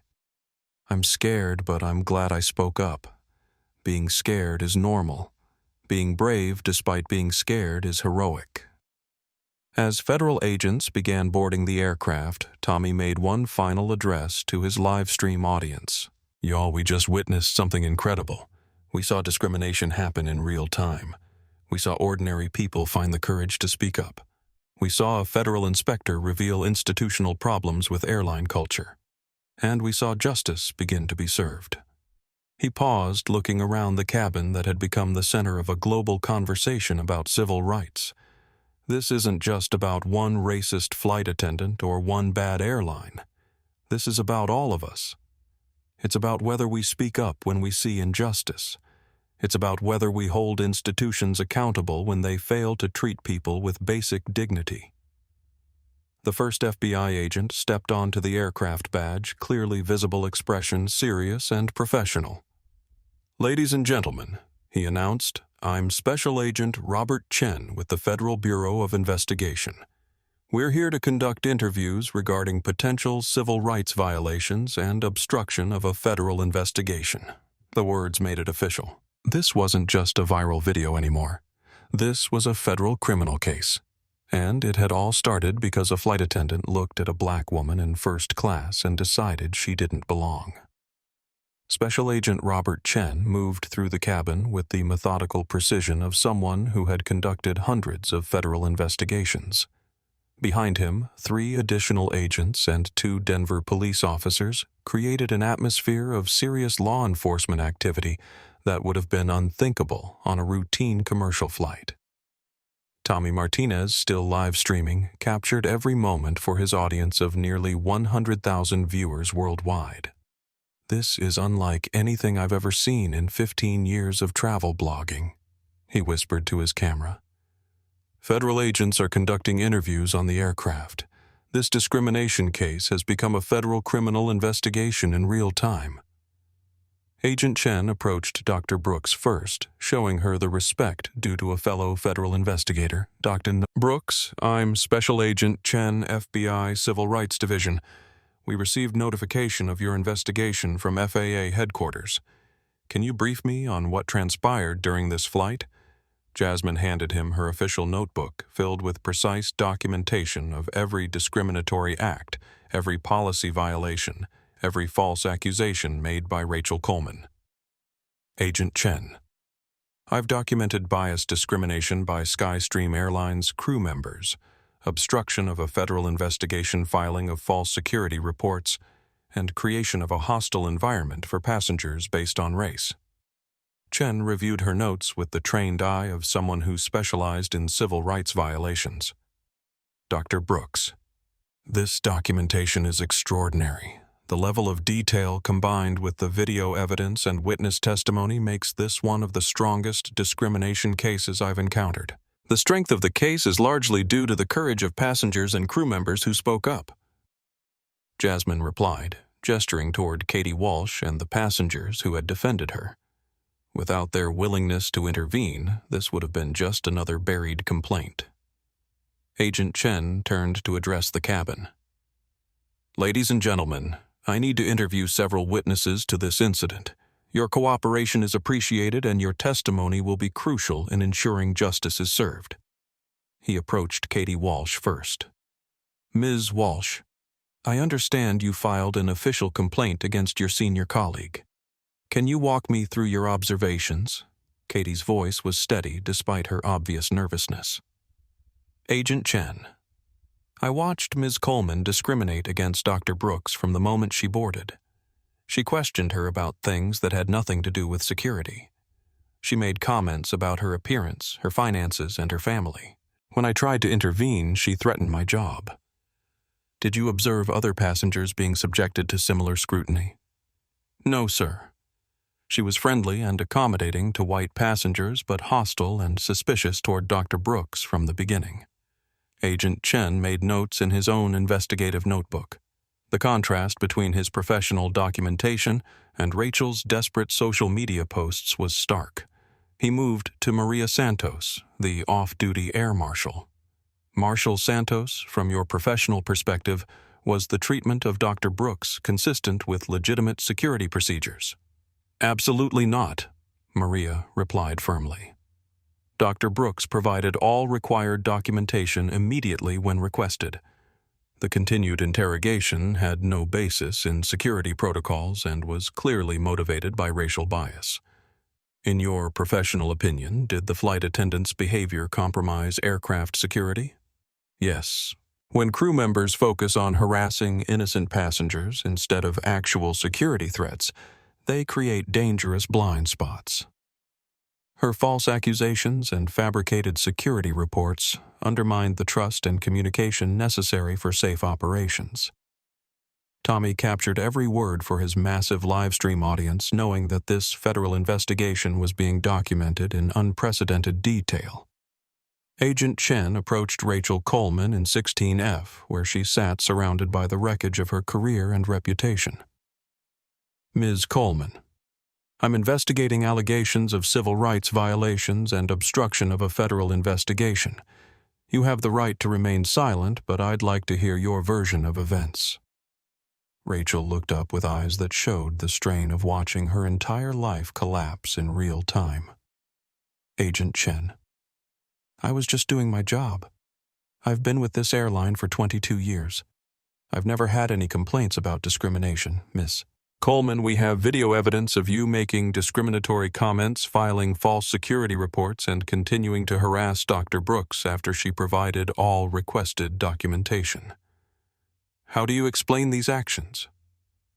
Rachel's mouth opened and closed several times, but no coherent explanation emerged. Because there was no explanation that could justify what tens of thousands of people had witnessed. I thought something was suspicious. Her story didn't add up. What specifically didn't add up? She had a valid boarding pass, valid identification, and the credit card used to purchase the ticket. What exactly was suspicious? The question hung in the air like an indictment. Because the only thing that had been suspicious to Rachel was a black woman sitting in first class. Dr. Brooks watched the interview process with professional satisfaction. She had conducted federal investigations for 2 decades. But this was the first time she had been able to document discrimination so thoroughly and with such overwhelming evidence. Agent Chen. She said, approaching the FBI investigator, "There's something else you should know. This incident isn't isolated. My investigation has revealed a pattern of discriminatory behavior by Skystream Airlines that goes beyond individual employees to institutional failures." She handed him a tablet containing months of investigation data, complaint patterns, internal communications training records that show gaps in civil rights education. Ms. Coleman's behavior today was enabled by a corporate culture that has failed to prevent discrimination. Agent Chen reviewed the data, his expression growing more serious with each page. "Dr. Brooks, are you prepared to recommend federal action against Skystream Airlines' operating certificate?" The question sent a shockwave through the cabin. An airline's operating certificate was its license to fly. Suspension meant grounding the entire fleet. Agent Chen, based on what I've documented, I believe Skystream Airlines has demonstrated an institutional inability to ensure equal treatment for all passengers. That represents a fundamental failure to meet federal aviation standards. Tommy's livestream audience watched in real time as a federal inspector recommended grounding an entire airline for discrimination. The implications were staggering. "Ladies and gentlemen," Agent Chen announced to the cabin, "this investigation will continue at federal facilities. We appreciate your cooperation and your courage in speaking up when you witnessed injustice." As passengers prepared to deplane, everyone understood that they had witnessed something historic. Not just discrimination being exposed, but justice being served with unprecedented transparency and accountability. The woman who had been targeted for the color of her skin had revealed herself to be the federal inspector with the power to ground the airline that had failed to protect her, and 100,000 people around the world had watched it happen live. As federal agents completed their preliminary interviews aboard Flight 447, the atmosphere in the cabin had transformed from a routine commercial flight into the epicenter of what would become known as the most significant aviation civil rights case of the modern era. Dr. Jasmine Brooks stood in the aisle, no longer disguised as the nervous librarian Monica Davis. Her posture was commanding. Her voice carried federal authority, and her eyes held the quiet confidence of someone who had just completed a career-defining investigation. "Ladies and gentlemen," she announced to the cabin and Tommy's live stream audience of 100,000 viewers, "I want you to understand the full scope of what you witnessed today." She paused, allowing the weight of the moment to settle over the cabin. For the past 6 months, the Federal Aviation Administration has been investigating Skystream Airlines following numerous complaints of discriminatory treatment toward minority passengers. What you witnessed today was not an exception to this airline's culture. It was a perfect demonstration of it. Tommy's phone captured every word as she continued. "Ms. Coleman's behavior today revealed the exact pattern of bias that prompted our federal investigation. Hostile treatment of minority passengers, discriminatory interpretation of policies, false accusations designed to justify prejudicial actions, and institutional support for crew members who abuse their authority." Rachel Coleman, still seated in 16F under FBI supervision, felt each word like a nail in the coffin of her defense. Dr. Brooks wasn't just exposing her individual misconduct. She was revealing that her behavior was part of a larger institutional failure. The Federal Aviation Administration takes discrimination seriously because bias doesn't just hurt individual passengers. Dr. Brooks continued. It compromises the safety and security of everyone who flies. When crew members make decisions based on prejudice instead of facts, when they waste time harassing innocent passengers instead of focusing on actual security threats, they create dangerous conditions for all travelers. Agent Chen approached Dr. Brooks with official documentation. "Dr. Brooks, based on your investigation and today's documented incidents, what is the FAA's preliminary recommendation?" The question everyone had been waiting for.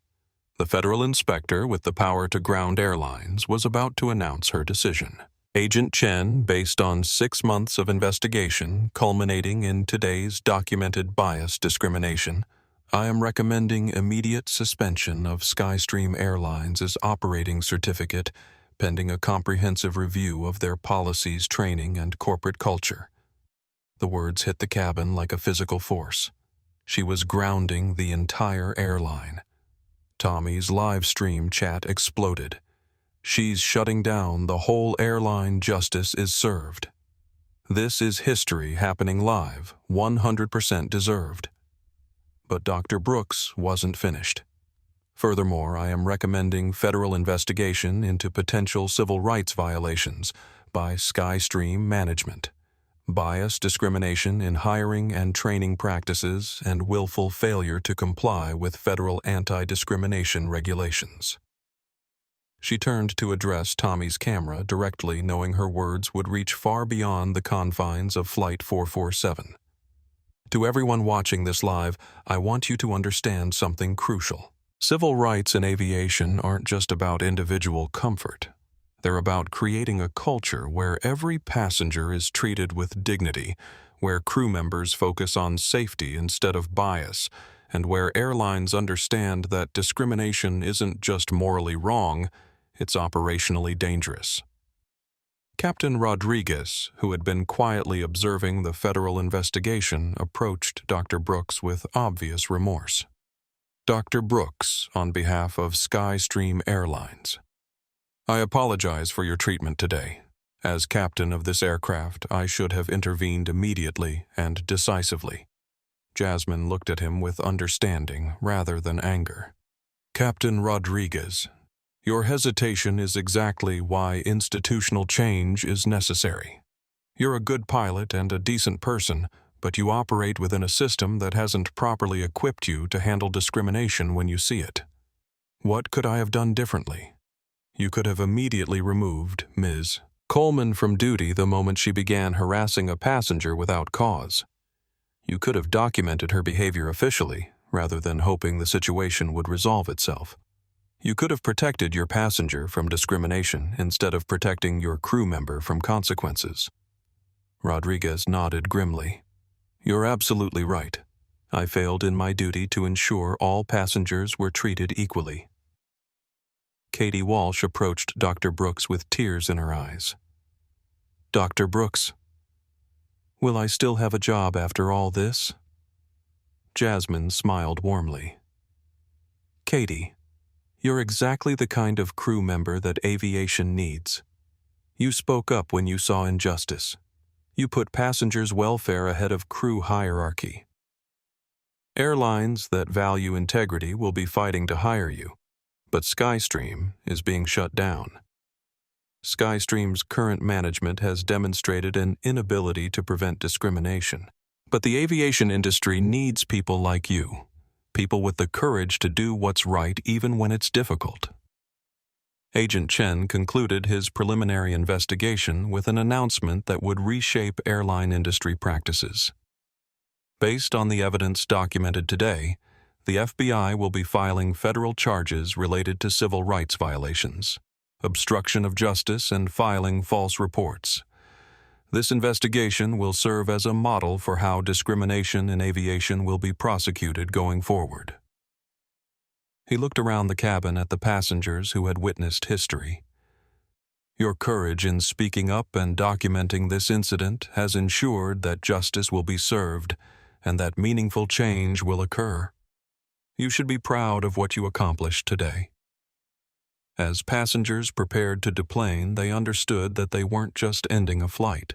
They were concluding their role as witnesses to a moment that would be studied in civil rights courses discussed in corporate boardrooms, and remembered as the day when bias discrimination in aviation was exposed and held accountable in the most public way possible.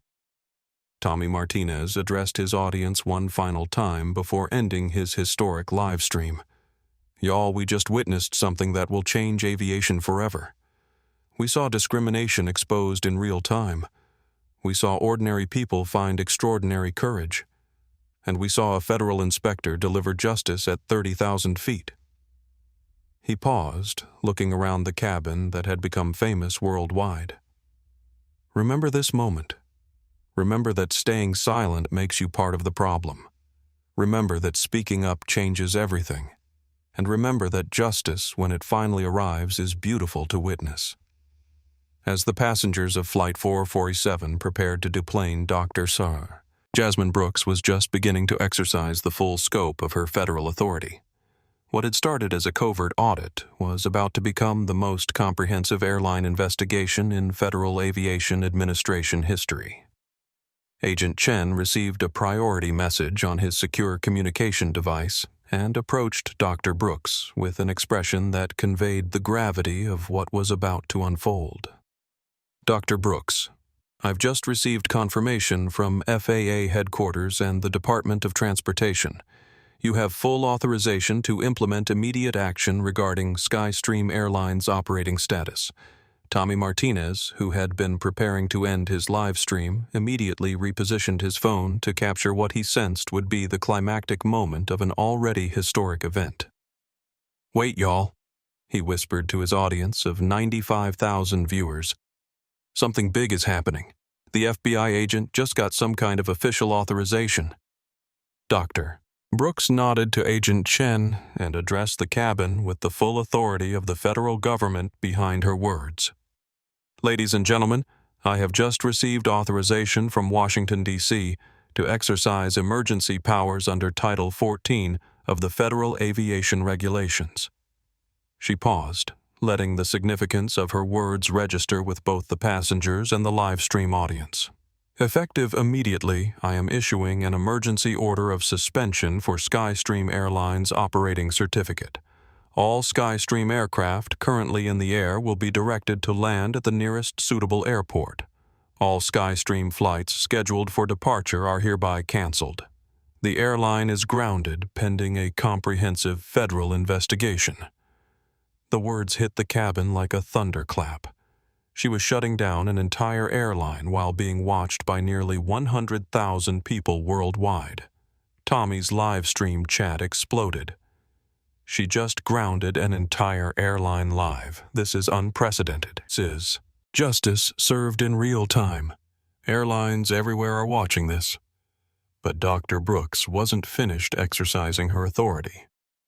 "Furthermore, I am initiating federal seizure of SkyStream's training records, hiring practices, internal communications, and financial records related to discrimination complaints. This investigation will determine whether violations of federal civil rights law warrant criminal prosecution of company executives." The implications were staggering. She wasn't just grounding planes. She was potentially sending executives to prison. Agent Chen, I need immediate contact with the Department of Justice Civil Rights Division. Based on what I've documented today, we have grounds for federal prosecution under the Civil Rights Act. Rachel Coleman, sitting in 16F and watching her entire industry career end in the most public way possible, finally grasped the full magnitude of what she had triggered. Her discrimination against one passenger had led to the destruction of an entire airline. Katie Walsh raised her hand tentatively. Dr. Brooks, what happens to the employees who weren't involved in discrimination? People like the pilots, mechanics, gate agents, who were just doing their jobs. It was a compassionate question that showed Katie's character even in the midst of witnessing historic justice. Katie, federal law protects employees when their employers engage in illegal activities. The Department of Labor will ensure that innocent employees receive appropriate compensation and assistance finding new positions with airlines that maintain proper civil rights standards.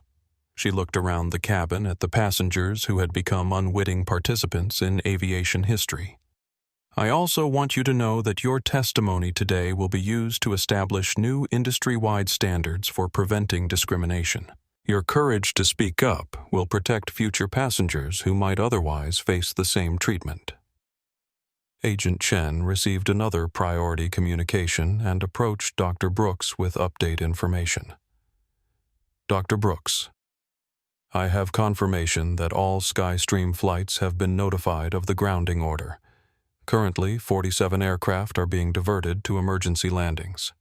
The FAA is coordinating with other airlines to accommodate stranded passengers. What about Skystream corporate headquarters? FBI teams are en route to secure records and interview executives. The CEO and senior management are being advised of potential federal charges. Tommy captured every word for his massive audience, knowing that he was documenting the real-time destruction of a major airline. Y'all, I can't believe what we're witnessing. Dr. Brooks isn't just punishing one racist flight attendant. She's dismantling an entire airline that enabled and protected discrimination.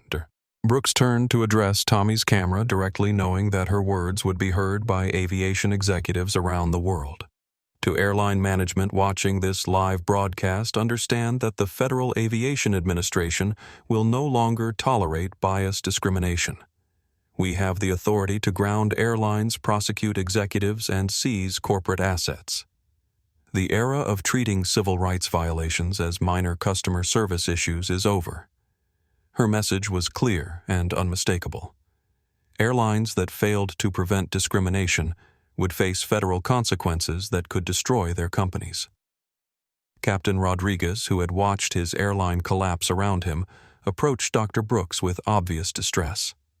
"Dr. Brooks, I have to ask, was there anything I could have done to prevent this? Any action I could have taken that might have saved the airline?" Jasmine looked at him with professional compassion. "Captain, the problems with Skystream Airlines existed long before today. My investigation has revealed months of discriminatory incidents, failed training programs, and management decisions that prioritized cost-cutting over civil rights compliance." She gestured toward Rachel Coleman. Ms. Coleman's behavior today wasn't an aberration. It was the predictable result of institutional failures that your management chose to ignore. But surely there must have been warning signs. Captain, there were dozens of warning signs. Passenger complaints that were dismissed without investigation. Crew members who reported discriminatory behavior and were told to mind their own business. Training programs that taught policy compliance but ignored basic human dignity. Dr. Brooks pulled out her official tablet and showed him documentation that he had never seen. In the past 6 months, Skystream has received 47 complaints of racial discrimination from passengers. 47. None of them were investigated properly. None resulted in meaningful disciplinary action. Your airline treated civil rights violations as public relations problems instead of federal crimes. Rodriguez stared at the data with growing horror. "I had no idea the complaints were that extensive." "That's exactly the problem, Captain. Good people like you were kept in the dark while management enabled and protected discriminatory behavior. You can't fix problems you don't know exist." The conversation was being heard by thousands of aviation professionals worldwide, many of whom were beginning to understand how institutional discrimination operated in their own airlines. Maria Santos, the off-duty air marshal, approached with a question that got to the heart of the broader implications. "Dr. Brooks, will this investigation extend to other airlines? Are there similar patterns of discrimination throughout the industry?" It was the question that airline executives around the world were dreading to hear answered. "Marshal Santos, our investigation has already identified concerning patterns at multiple carriers. Skystream won't be the last airline to face federal scrutiny for civil rights violations." The words sent shockwaves through the aviation industry. This wasn't just about one airline or one incident. This was the beginning of comprehensive federal enforcement of civil rights in aviation. As passengers finally began to deplane, they understood that they had witnessed something far more significant than the end of a discrimination incident. They had seen the moment when the federal government decided to hold the entire aviation industry accountable for treating all passengers with dignity and respect. And it had all started because one federal inspector refused to accept that discrimination was just part of flying while black, as Dr. Jasmine Brooks stepped off Flight 447 and into the Denver International Airport terminal. She walked into a media firestorm that had been building for hours. The terminal buzzed with the controlled chaos of breaking news coverage, federal investigations, and the beginning of the most comprehensive aviation industry overhaul since 9/11. Tommy Martinez, his phone still capturing everything, documented the surreal scene for his audience of nearly 100,000 viewers who had followed the entire journey from routine flight to federal case study. "Y'all, this is absolutely insane," he whispered into his camera. "There are news crews from every major network, FBI agents everywhere, and federal investigators turning this airport into the center of a civil rights investigation that's already changing the aviation industry." The immediate consequences of Dr. Brooks's emergency grounding order were cascading through the aviation network in real time. Flight tracking websites showed 47 Skystream aircraft diverting to emergency landings across the country. Passengers stranded in airports were being accommodated by competing airlines. Stock markets were reacting to the first federal airline shutdown for civil rights violations in modern aviation history. But the deeper consequences were just beginning. Agent Chen approached Dr. Brooks as they moved through the terminal surrounded by federal security and media attention. "Dr. Brooks, I've received updates from our teams at Skystream headquarters. We've secured all training records, employee files, and internal communications. The preliminary review confirms your assessment of institutional discrimination."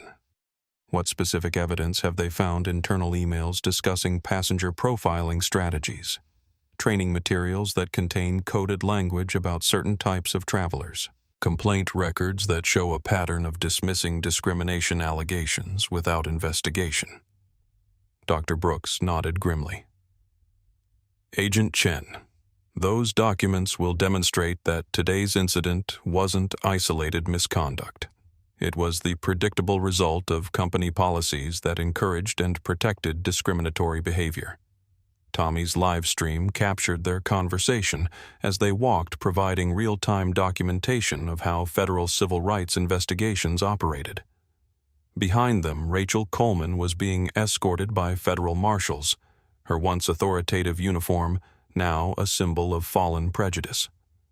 Her 22 years of airline service had ended with federal charges that would likely result in prison time and lifetime prohibition from aviation employment. Katie Walsh walked alongside other Skystream employees, all of whom were facing unemployment, but also potential testimony opportunities in what was shaping up to be the most significant aviation civil rights case in history.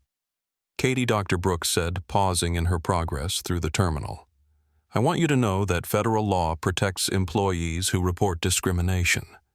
Your courage today will be rewarded, not punished." "Dr. Brooks, what's going to happen to all the innocent Skystream employees? People who never discriminated against anyone but just happened to work for a company with bad policies." It was a compassionate question that demonstrated Katie's character, even in the midst of personal uncertainty. "Katie, the Department of Labor has programs specifically designed to help employees when their companies face federal shutdown for civil rights violations. More importantly, airlines with proper diversity training and anti-discrimination policies will be competing to hire crew members like you, people who have proven they'll stand up for what's right." The conversation was being heard by thousands of aviation professionals worldwide, many of whom were beginning to understand that civil rights compliance was no longer optional in their industry. As they reached the main terminal area, the scope of media coverage became apparent. Every major news network had crews on scene. International outlets were providing live coverage. Aviation trade publications were documenting what they called the day everything changed. CNN's chief aviation correspondent approached Dr. Brooks with cameras rolling.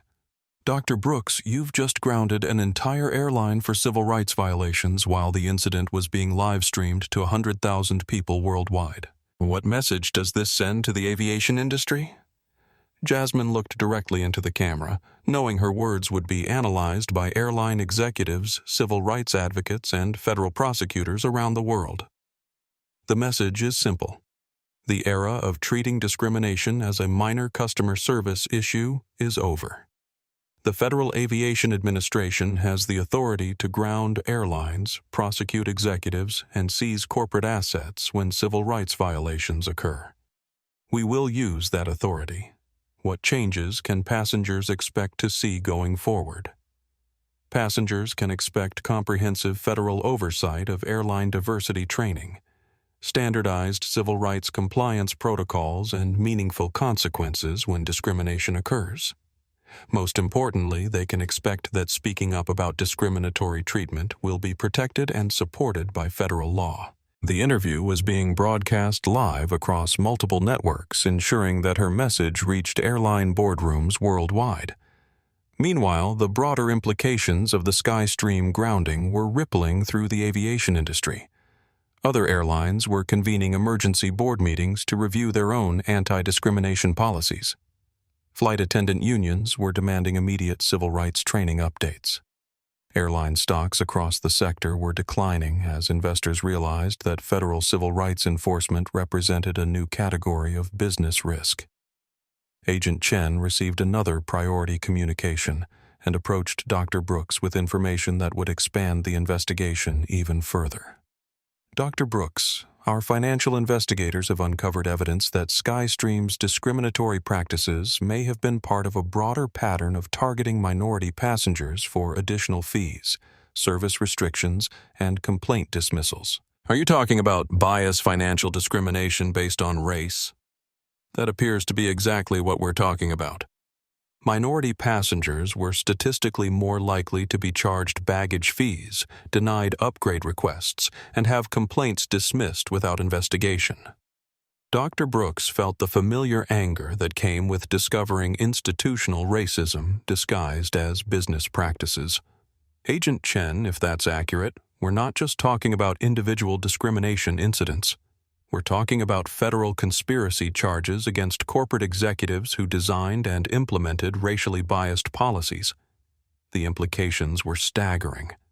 What had started as an undercover audit of customer service complaints was revealing biased corporate discrimination that could result in criminal prosecution of airline executives. Tommy Martinez, still documenting everything for his massive online audience, captured the moment when the investigation expanded from individual misconduct to corporate conspiracy. Y'all, are you hearing this? They're finding evidence that this airline was targeting minority passengers as a matter of corporate policy. This is about to get even bigger. Dr. Brooks addressed the growing crowd of media and passengers who had gathered to witness the historic federal investigation. Ladies and gentlemen, what you witnessed on Flight 447 today was not an isolated incident. Our investigation has revealed that bias discrimination in aviation is more widespread than most people realize. But today marks the beginning of the end for airlines that think they can violate civil rights without consequences. She paused, looking around at the faces that represented the entire spectrum of American air travel. Federal law guarantees equal treatment regardless of race, ethnicity, or economic status. Airlines that fail to honor those guarantees will face federal consequences that can include grounding, prosecution, and seizure of assets. The choice is simple: comply with civil rights law or lose the privilege of serving the flying public. As federal agents began escorting key witnesses to official interview facilities, everyone present understood that they had witnessed the beginning of a new era in aviation civil rights enforcement. The woman who had been profiled and harassed for sitting in first class while black had not only exposed individual prejudice, she had triggered federal action that would reshape how airlines treat all passengers. And it had all been documented live for the world to see.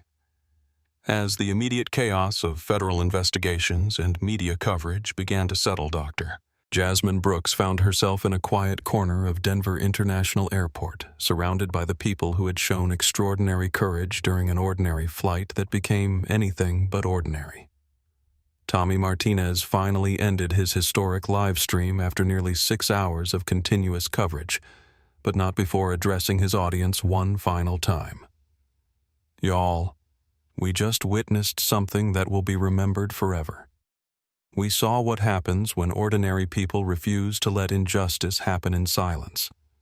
We saw a federal inspector deliver justice in the most public way possible. And we saw an entire industry change because people found the courage to do what's right. He looked around at the passengers from Flight 447, many of whom had become friends during their shared experience. Remember this day. Remember that your voice matters. Remember that speaking up changes everything. And remember that justice, when it finally comes, is something beautiful to witness. Katie Walsh approached Dr. Brooks with tears in her eyes, carrying the weight of having made the most important decision of her young career. Dr. Brooks, I need you to know something. 3 weeks ago when I started this job, I was just trying to serve drinks and make passengers comfortable. I never imagined I'd have to choose between my job and my conscience. Jasmine smiled warmly. Katie, you made that choice in the most public way possible in front of nearly 100,000 people worldwide. You chose conscience over comfort, justice over job security. That's the kind of character that changes the world. But what if I had stayed silent? What if I had just followed Rachel's lead and let it happen? Then an innocent passenger would have been humiliated without anyone speaking up for her. Discrimination would have won, and nothing would have changed for future passengers who might face the same treatment. Katie nodded, understanding that her moment of courage had rippled far beyond Flight 447. Dr. Brooks, will you stay in touch? I'd like to know how the investigation develops. Katie, I have a feeling we'll be working together again. The aviation industry needs people like you in leadership positions. People who understand that treating passengers with dignity isn't just good customer service, it's basic human decency. Maria Santos, the off-duty air marshal who had provided crucial testimony, joined the conversation. Dr. Brooks, in 15 years of federal law enforcement, I've never seen anything like what happened today. The combination of real-time documentation, multiple witnesses, and immediate federal response created something unprecedented. Marshal Santos, what made today different was that discrimination couldn't hide behind closed doors or he-said-she-said disputes. Everything was captured in real time by multiple sources and witnessed by thousands of people. Discrimination usually thrives in darkness and silence. Today it was exposed to the light. What changes do you expect to see in the aviation industry? Comprehensive civil rights training will become mandatory, not optional. Airlines will face regular federal audits of their discrimination prevention programs. Most importantly, passengers will know that speaking up about discriminatory treatment will be protected and supported by federal law. Captain Rodriguez approached the group, his face showing the weight of watching his airline collapse around him. Dr. Brooks, I need to ask for your forgiveness. As captain, I should have protected you from discrimination immediately and decisively. My hesitation enabled Ms. Coleman's behavior to continue and escalate. Jasmine looked at him with understanding rather than anger. Captain Rodriguez, your response today reflects training and cultural failures that went far beyond your individual judgment. You're a good pilot and a decent person who was failed by a system that didn't properly prepare you to handle discrimination when you witnessed it. What should I have done differently? You should have immediately removed Ms. Coleman from duty the moment she began harassing a passenger without cause. You should have documented her behavior officially rather than hoping it would resolve itself. And you should have understood that protecting passengers from discrimination is just as important as protecting them from mechanical failures. Rodriguez nodded grimly. You're right. I treated discrimination like a customer service issue instead of a safety issue. Discrimination is a safety issue, Captain. When crew members waste time harassing innocent passengers instead of focusing on actual security threats, when they file false reports that compromise communication and trust, when they create hostile environments that distract from operational safety, discrimination becomes a direct threat to aviation security. Mr. Davidson, the businessman who had initially supported Rachel's security diligence before recognizing it as obvious discrimination, joined the conversation with obvious remorse. Dr. Brooks, I owe you an apology. When this started, I thought Ms. Coleman was just being thorough with security. It took me far too long to recognize what was really happening. Mr. Davidson, Your evolution during this flight represents something important. You started with assumptions based on your own experience, but you changed your mind when presented with evidence. That willingness to reconsider initial judgments is exactly what creates real change. How can someone like me do better in the future? Listen to the experiences of people who face discrimination regularly. When multiple passengers are telling you that someone is being treated unfairly, believe them. And understand that discrimination often disguises itself as reasonable policies or security procedures. As the group prepared to disperse, each returning to lives that had been fundamentally changed by their shared experience, Dr. Brooks addressed them all with a message that captured the broader significance of what they had accomplished. I want each of you to understand that what happened today extends far beyond one discriminatory flight attendant or one failed airline. You demonstrated something that gives me hope for our entire society. She looked around at faces that represented different backgrounds, ages, and perspectives, united by their shared commitment to justice. You showed that ordinary people have extraordinary power when they refuse to let injustice happen in silence. Katie risked her job to defend a stranger. Tommy documented everything to ensure accountability. Maria provided professional testimony that couldn't be dismissed. Captain Rodriguez ultimately chose passengers over problematic policies. Mr. Davidson changed his mind when presented with evidence. Her voice carried the weight of someone who had spent 20 years fighting discrimination in federal service. Each of you had the option to stay silent, to mind your own business, to let someone else deal with the problem. Instead, you chose to speak up. You chose to act. You chose to ensure that dignity and respect weren't negotiable even at 30,000 feet. Tommy wiped away tears, still processing the magnitude of what they had all witnessed and participated in. Dr. Brooks, what happens now? How do we make sure this day actually changes things instead of just becoming another viral video that people forget about? Tommy, change happens when individual courage becomes collective action. Today, you documented discrimination being exposed and held accountable in real time. That documentation will be used in courtrooms, boardrooms, and classrooms to ensure this kind of treatment doesn't happen to other passengers. She gestured toward the bustling airport around them, where thousands of travelers continued their journeys, many now aware that federal law protected their right to be treated with dignity, regardless of their appearance or background. But the real change happens when each of you takes the courage you showed today and applies it to every situation where you witness injustice. When you speak up at work, in your communities, wherever discrimination tries to hide behind policy or procedure. Katie Walsh raised her hand tentatively. Brooks, will we see each other again?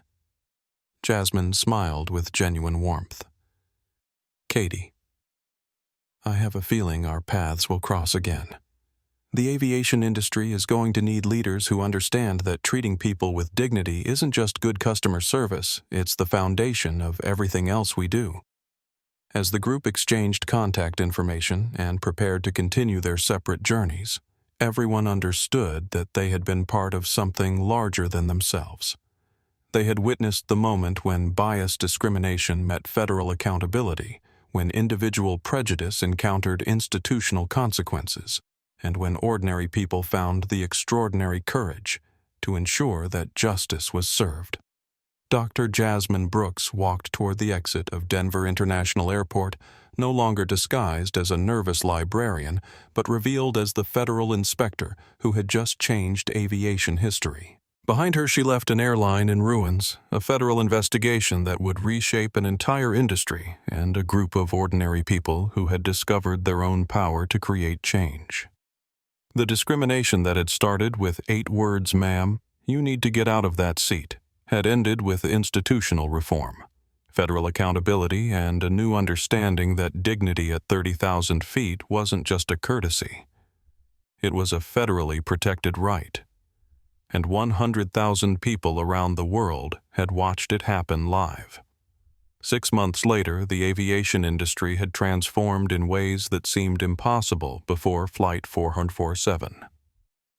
Skystream Airlines never flew again, its assets liquidated to compensate victims of documented discrimination and fund federal civil rights training programs. Rachel Coleman received a 3-year federal prison sentence for civil rights violations and obstruction of justice, becoming the first flight attendant in history to face federal prison time for passenger discrimination. Her case became required study material in aviation law courses nationwide, ensuring that future airline employees understood the consequences of bias-based decision-making. Katie Walsh became the youngest director of passenger advocacy at United Airlines, leading the industry's most comprehensive anti-discrimination training program. Her courage in speaking up during Flight 447 made her a symbol of moral leadership in aviation, and airlines across the country began recruiting employees specifically for their willingness to prioritize passenger dignity over crew hierarchy. Captain Rodriguez was hired by Delta Airlines as Chief of Civil Rights Compliance, using his experience from Flight 447 to help other pilots understand that protecting passengers from discrimination was as crucial as protecting them from mechanical failures. Dr. Jasmine Brooks received the Presidential Medal of Freedom for her groundbreaking work in aviation civil rights, but she remained focused on the institutional changes her investigation had triggered. The Flight 447 protocol became federal law, requiring airlines to document and investigate all discrimination complaints within 48 hours, with federal oversight and consequences for failures. Tommy Martinez's live-stream documentation became the centerpiece of a new federal requirement that all passenger discrimination incidents be recorded and reviewed by independent civil rights monitors, ensuring that future incidents couldn't be hidden or dismissed. Today, when passengers board flights across America, they do so knowing that their dignity is federally protected by laws that emerged directly from the courage shown on Flight 447. The woman who was told she didn't belong in first class didn't just reclaim her seat. She redefined what equality means in American aviation. Her legacy isn't measured in airlines shut down or careers ended, but in the millions of passengers who now fly with the confidence that their humanity will be respected regardless of their appearance, background, or the assumptions others might make about who belongs where. If this story moved you, I want you to do something right now. Hit that like button if you believe dignity should be standard at every altitude. Subscribe to this channel because we're committed to sharing stories where justice isn't just an ideal, it's a reality. Share this video with someone who needs to be reminded that speaking up changes everything, that one person's courage can transform entire industries, and that respect isn't earned by the price of your ticket, it's guaranteed by your humanity. Drop a comment and tell us about a time when you witnessed discrimination and chose to speak up, or when you wish you had found the courage to act. Your stories matter, your voice matters, and together we can ensure that what happened on Flight 447 wasn't just a moment of justice, but the beginning of lasting change. Remember, justice isn't just about the destination. It's about how we treat each other on the journey. Until next time, keep flying with dignity, keep standing up for what's right, and never forget that ordinary people have extraordinary power when they refuse to let injustice happen in silence. Thanks for watching, and we'll see you in the next story, where courage meets consequence, and truth always finds its way to light.